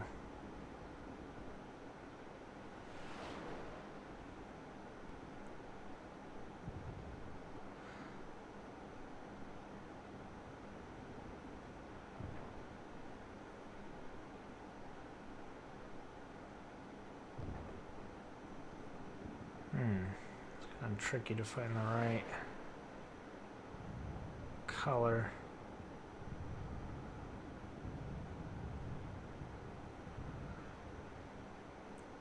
Is there a party still going on? Doesn't sound like it. It's kind of quieted down a little bit over here.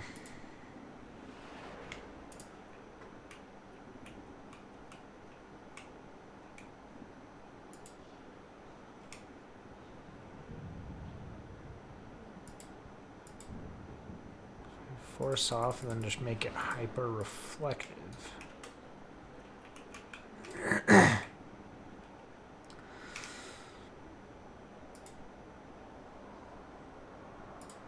if I made this like a darker blue? These are all like purples. That's pretty close.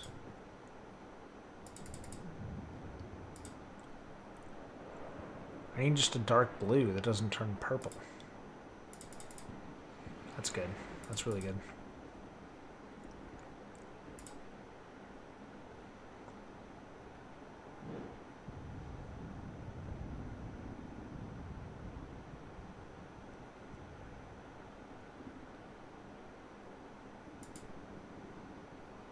What looks like glass? The windows?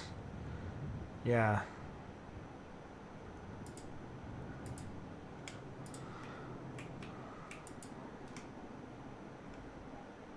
Yeah. Now you'll love it. The windows are actually metal pallets. And I flipped them, colored them, stretched them. That's what you get.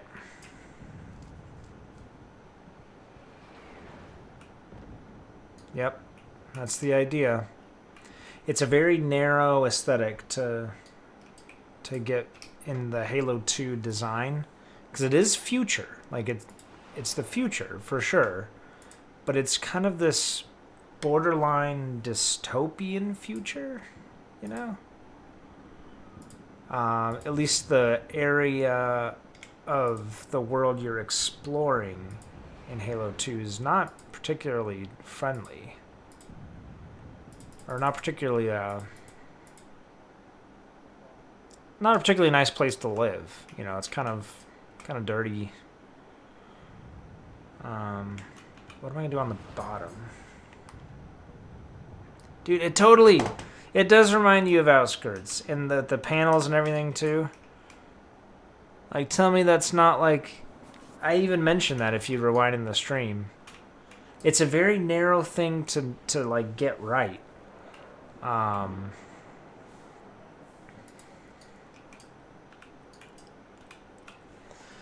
I think this just carries over underneath. Yeah, so this whole thing can just be one.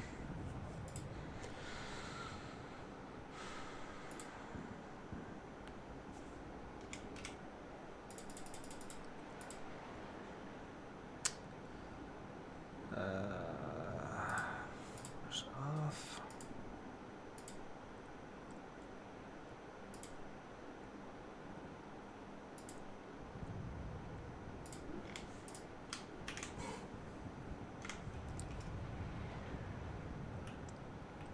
Kind of looks green under here.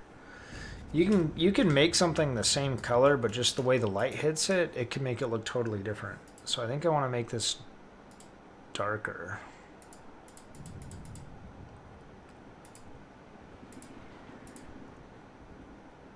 Oh, it's not doing this side. It's doing this side. Whoops. Okay. So that I may not have a choice in, because it actually inherits from this side over here. But I could make that a little darker.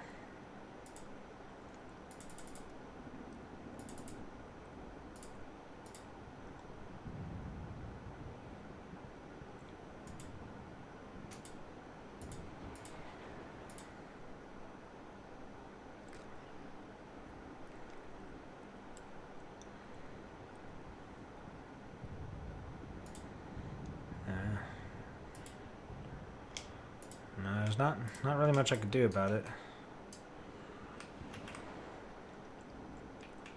Just gonna look a little bit green underneath.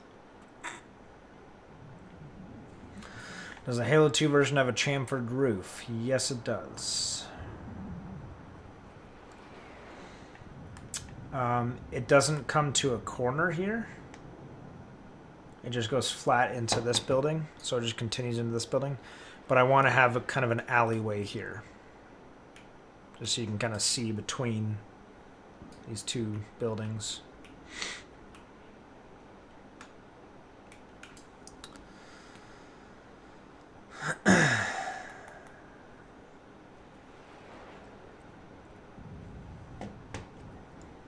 I'd like to make this darker, but the darker I make it, the more blue it looks. Unless the default color is... No, it's kind of a pink color.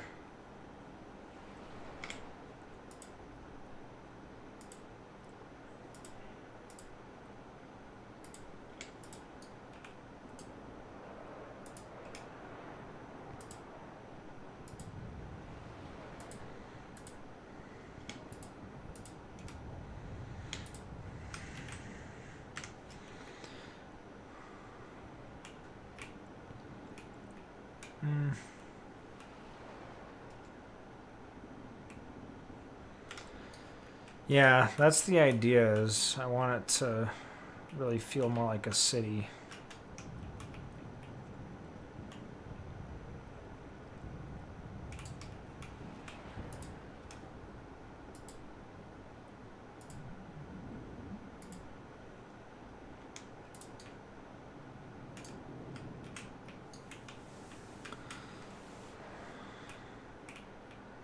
Kind of like that actually, but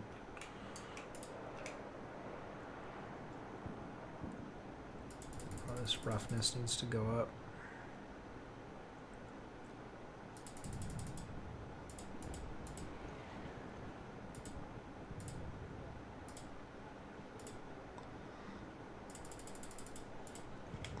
Does that mean this roughness is that low? No, it's at 0.35. The original felt a lot like Blood Gulch, just shrunk in urban. Well, I think what you're referring to is that there's these facades, but you get the impression there's like nothing beyond the walls, you know? And that's what I'm trying to avoid, is I want it to really feel like there's stuff out there. That's why I added like streets and stuff, so it actually like looks like there's stuff going on. Because the same gate's here in Halo 2, but you can't see through it. If you were to see through it, what would you see? You'd see a street, an intersection,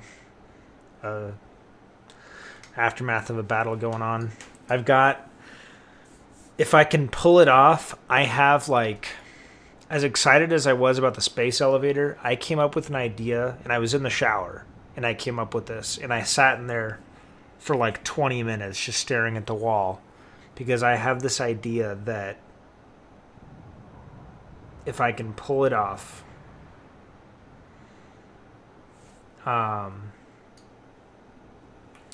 is going to be really cool. Yeah, those are my distant skyscrapers there.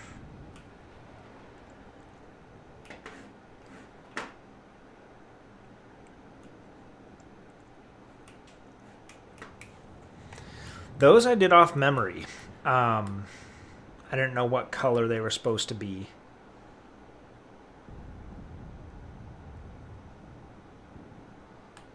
So, honestly, this one here looks quite a bit like this rounded one here, doesn't it? Yeah.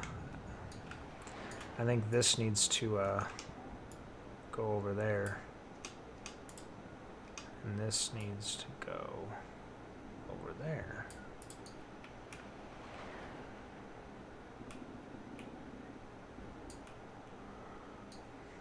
Honestly, they're kind of a little more packed together.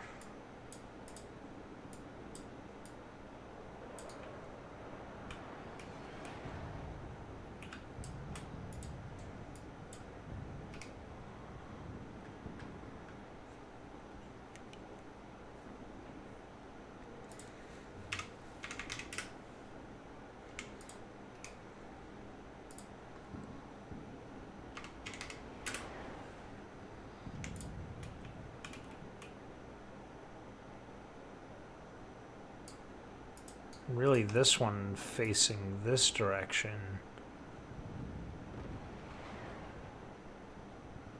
Nah, not really.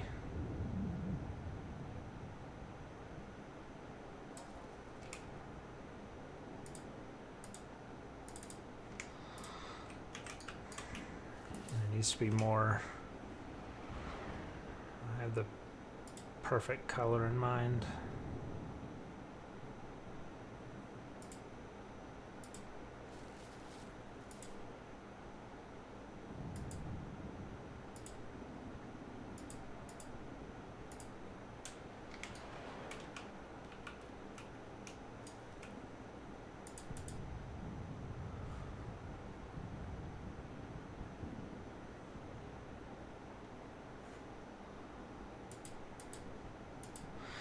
Yeah, that's even down to like where I'm positioning this stuff. I'm trying to imagine the road that I showcased a little bit like keeps going. So you can imagine it kind of splitting these skyscrapers. Like a wooden skyscraper. It does kind of look more concrete. It's a very, very... It's like a polished concrete.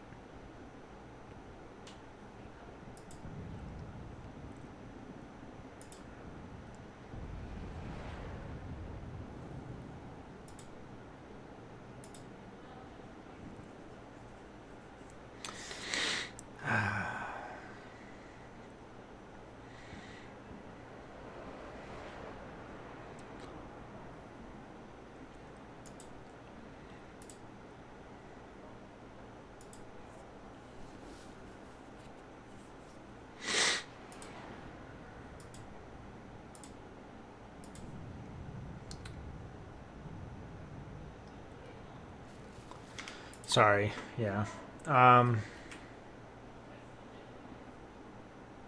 I'll come up with a better...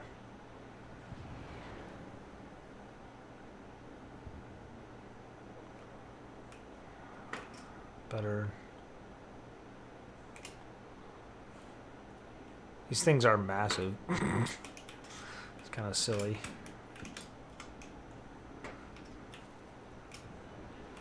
Oh, I thought this got treated as like just one solid piece, but it's actually something you can run on. That's cool.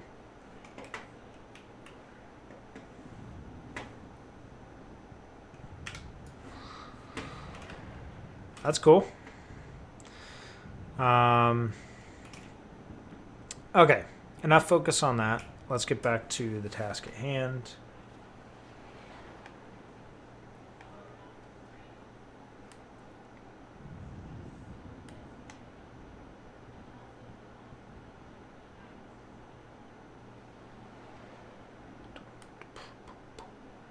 I can hear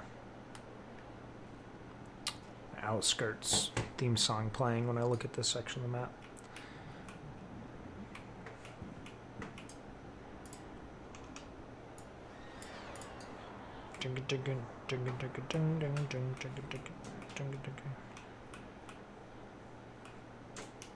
Yeah, if you haven't seen this yet, Joe, you like this? It's my little train command station. These windows all around. Yeah, clear the crash site. Go, go, go! That's the idea.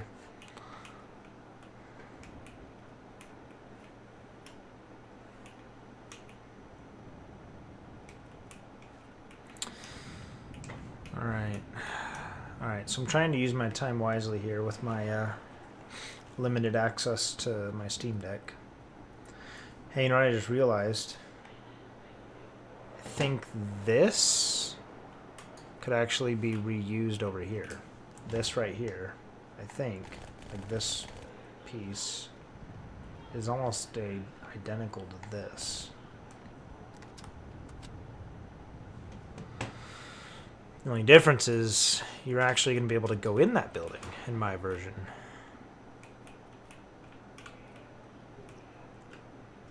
What happened here?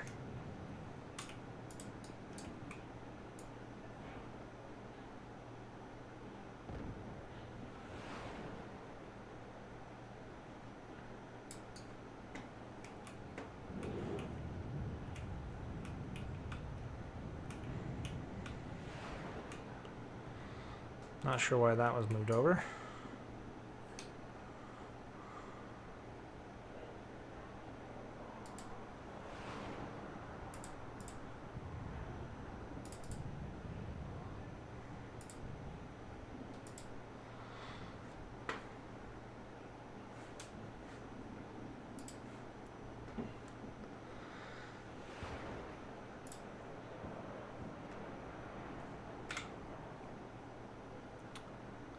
Hoorah! Yeah.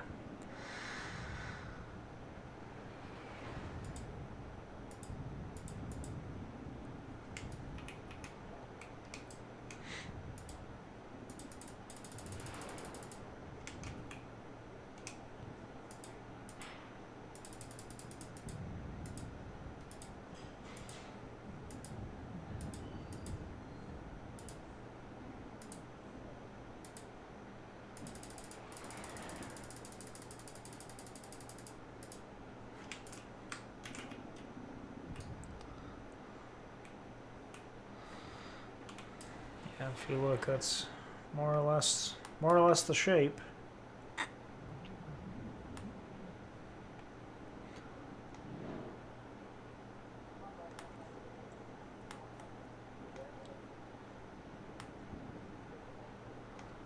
Not sure what's going on over there, but we'll get to it.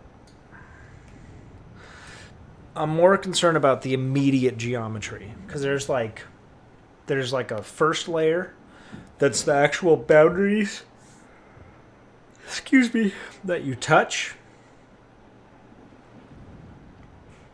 Then there's the second layer that you don't touch but is still like visible, and then the third layer, like the skyscrapers that are way back there.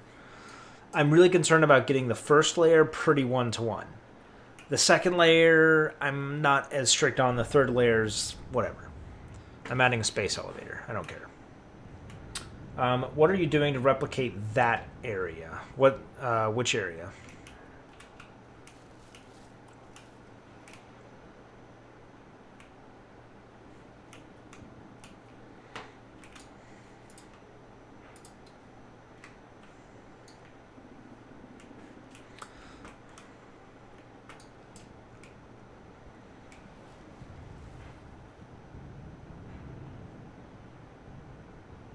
Oh, yeah.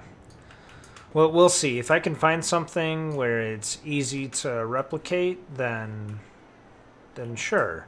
But I'm not gonna get hung up on it if not.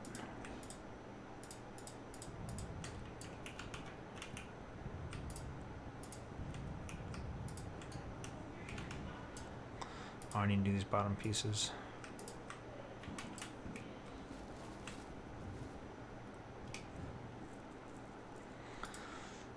Forerunner hex panel hex C. I believe it was this dark one here.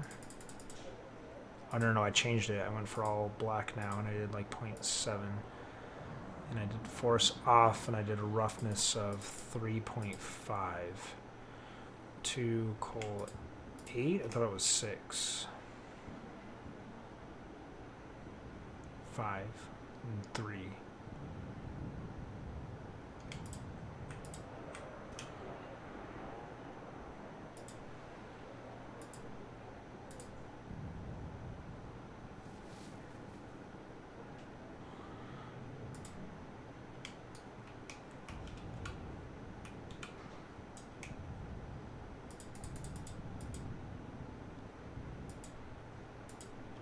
You have to be careful with these like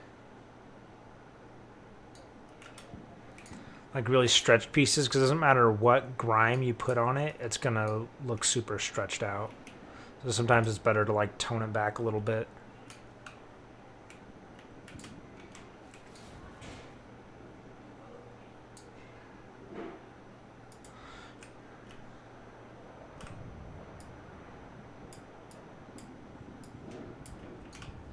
Oh, there you are. Alright, so if these are 6 units deep, then this needs to be in 3 units tall. Good grief. Then it needs to be 12 units here, 12 units here, 3 units here, I think.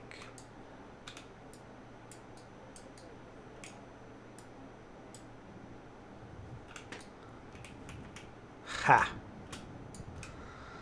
And then 499. Nice.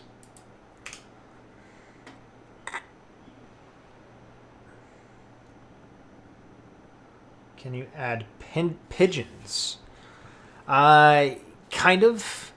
You can add birds, but the way they look is kind of weird. I could just be not setting them up right. I'll show you. I'll show you in a second. Forerunner C and black and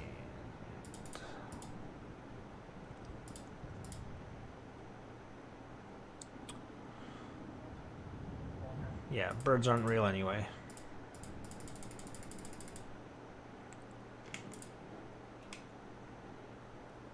$7.3.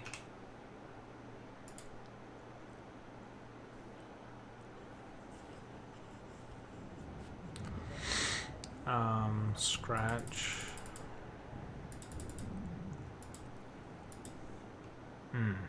Actually a unique opportunity to add some nice corner scratches without affecting some of these other pieces.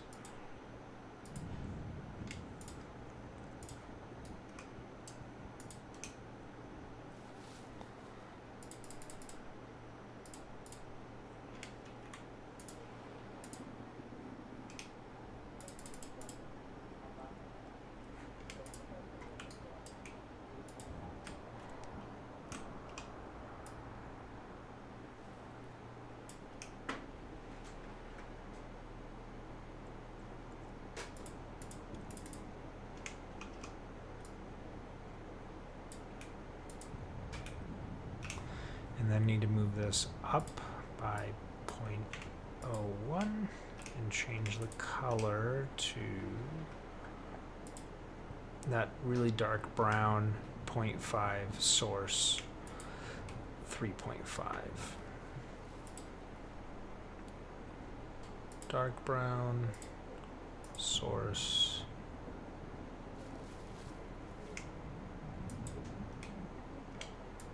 What did I do on this part? That's really 0.5 and 0.35.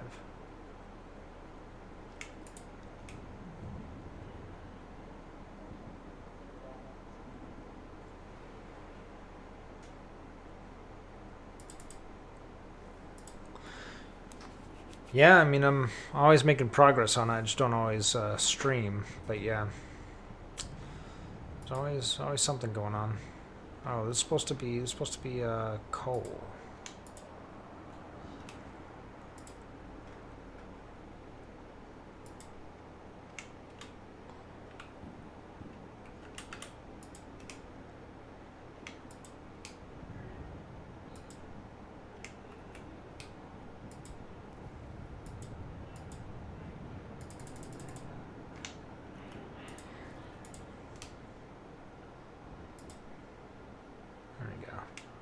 That looks good.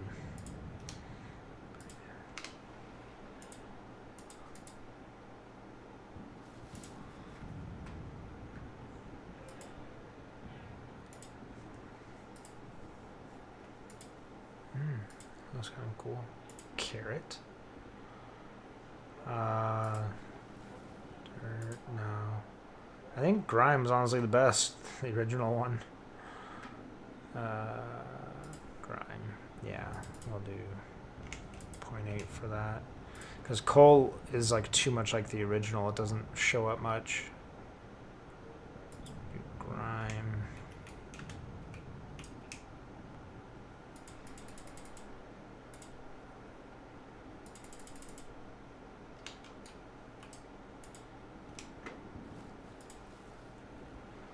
Do grime again on this one. Another 0.5, 0 scratch.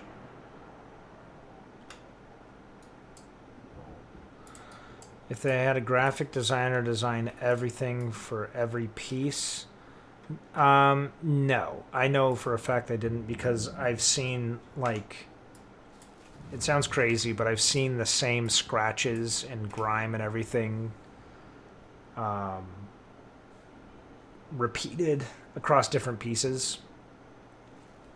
No doubt it's still a ton of work, but there's almost like an overlay that wraps around every piece. And so someone did have to make the first one, but then it gets applied to everything.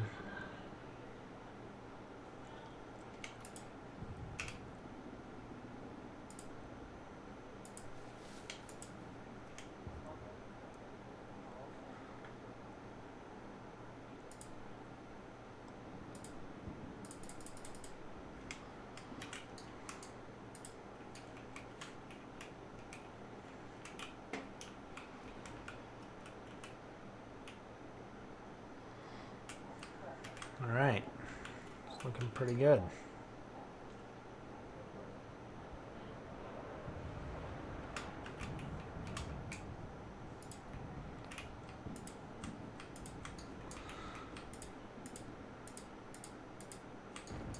I'm actually gonna do this piece.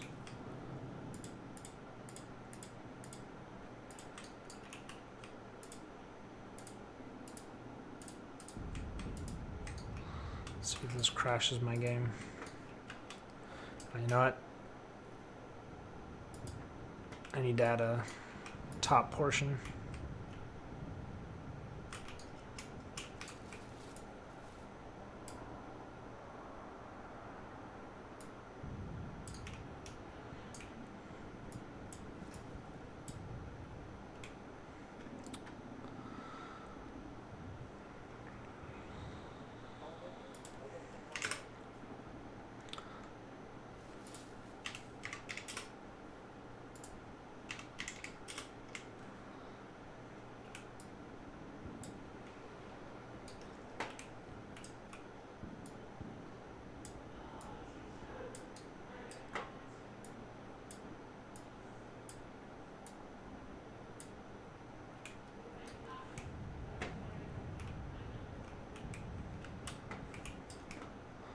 Do 188 and 110.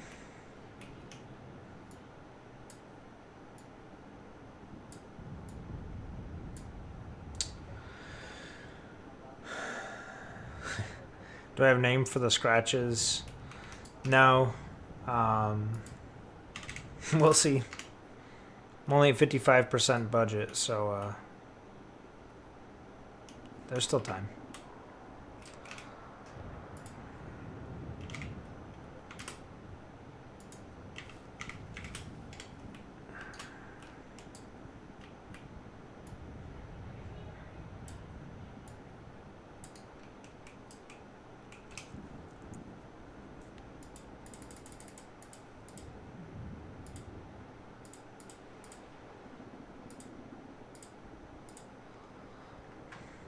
Alright, let's see if I remember how to do this. It was metal corrugated. I guess that doesn't really matter, huh?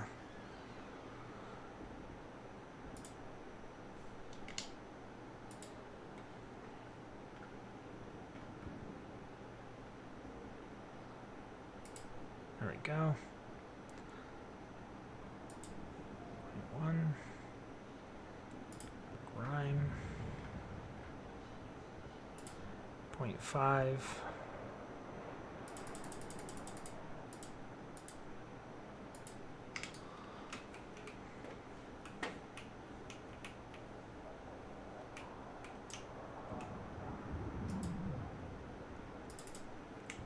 Doesn't make a difference, I guess.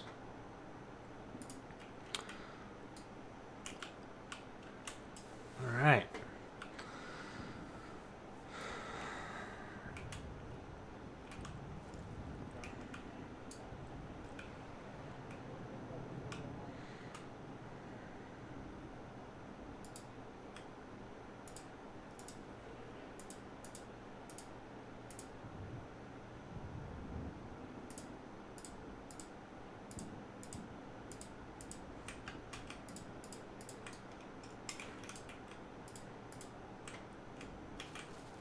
Save real quick.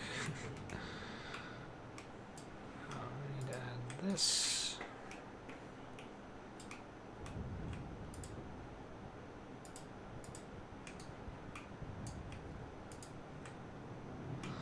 So that's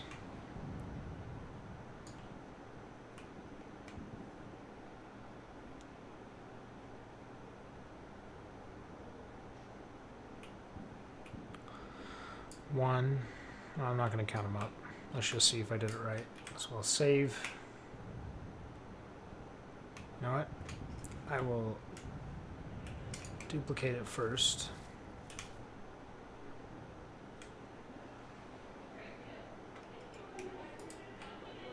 And then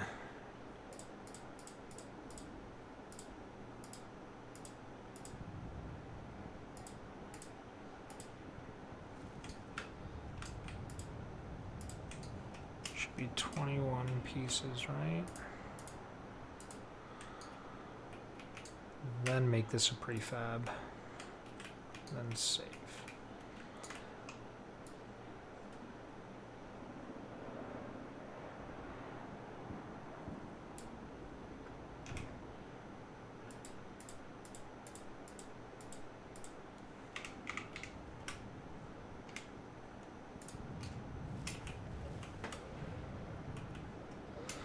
you have to be careful with like larger prefabs when you rotate them. And like, look at this. Look at this. Look at this. See this freaking nonsense? So much wacky crap. Ah, jeez. Well, there are only 18 pieces in that one. Evidently only 17 in this one.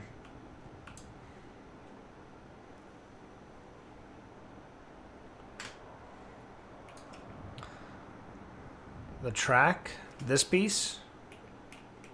I'm talking about the uptick in the track. The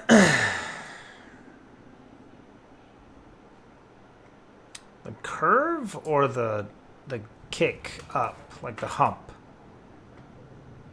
Oh, so as you probably noticed, at the bottom of my screen, if you're looking at my camera, right over there, the bottom of my screen, I guess I could use my hat, right here at the bottom. Those tell me position, size, and rotation coordinates of something I'm working with. After about an hour into my Forge session, they always stop working.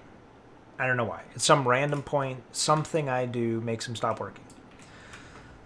As I rotate something, it will tell me the coordinates on there, so I don't have to go into the settings. For whatever reason, manipulating these, I was able to do it using the on-screen rotation. Now I can't type in a value, so I had to go into the settings and change the rotation snap down to a single degree, and basically I did a degree for each of these, I think, and just manually rotate it. And when I did it that way,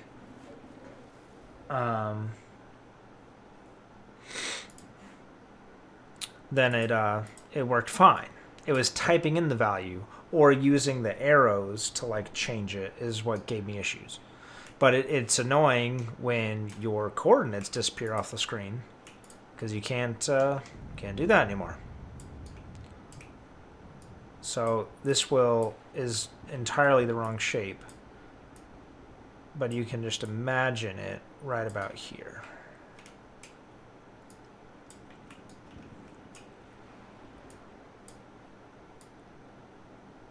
Honestly, like there.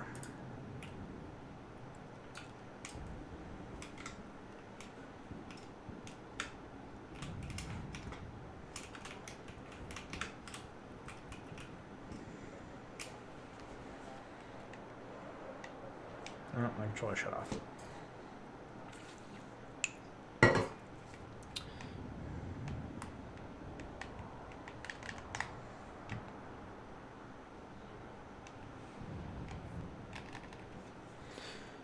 Okay, well, my controller's not working anymore, so I'll just have to pick up my Steam Deck. You guys, let's just look at my eyeballs. Yeah, it's about here.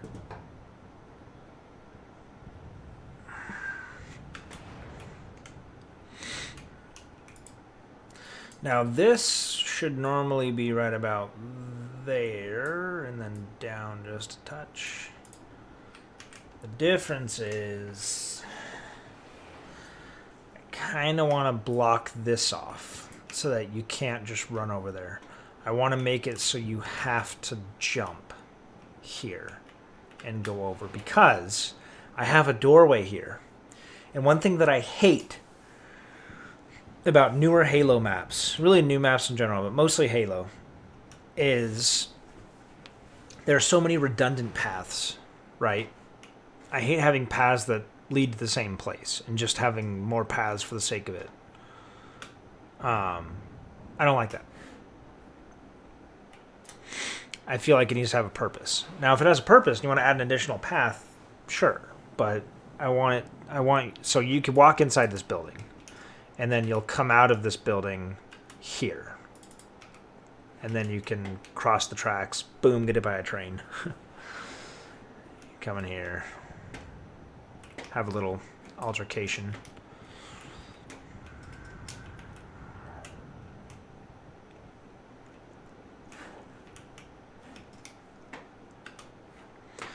So anyway, I don't want you to be able to simply run from here to there and bypass this path. So I'm going to artificially kind of nerf one path to make there a reason to use the other one. Now, you don't want to do that too much where it just becomes frustrating to navigate the map. But you could, like I said, you could just jump on the track and go. But the thing is, especially being on this one, the train's coming from behind you now. So there's definitely a big risk in doing this. You could always jump to this one, but now I feel like you're definitely off the same path now. And you're running on the tracks, and that's still dangerous, and you're exposed here. So I just don't want you to be able to go here and then just... because you're safe here, like on this wall. So like I don't like that. So I'm thinking I want to bring this building wall over. Now, this is going to look absolutely terrible, so just forgive it for a moment. I want to bring it over to about there. Have something that comes out to there that more or less forces you to have to go on the track to try to, like, differentiate the paths a little bit. I don't know if it's going to be this building that will go that far. It would make my job a little bit easier because then it easily just connects. I think I might. We're on that windowsill, yeah. Yeah. Probably like that. I'll probably get it to line up with this piece. But again, like having to like crouch jump on the windowsill. Like let's pretend it ends here. Yeah, it's just that's still a little too easy. But this is going to be all area you can go into. And there'll be a couple areas where the windows are open, basically.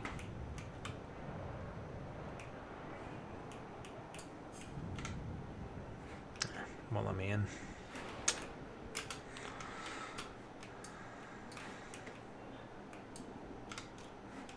Come on.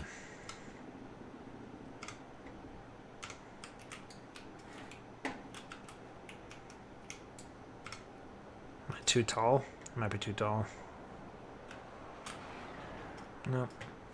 So obviously it's going to look nothing like this, but you'll be in here shooting out these windows. It's the idea, at least.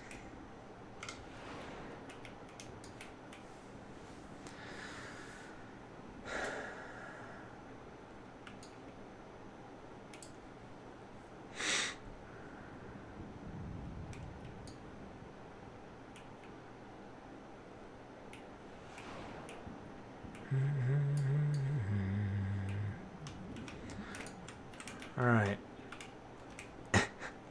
Feel like I should have gotten more done, but it looks good. It looks good.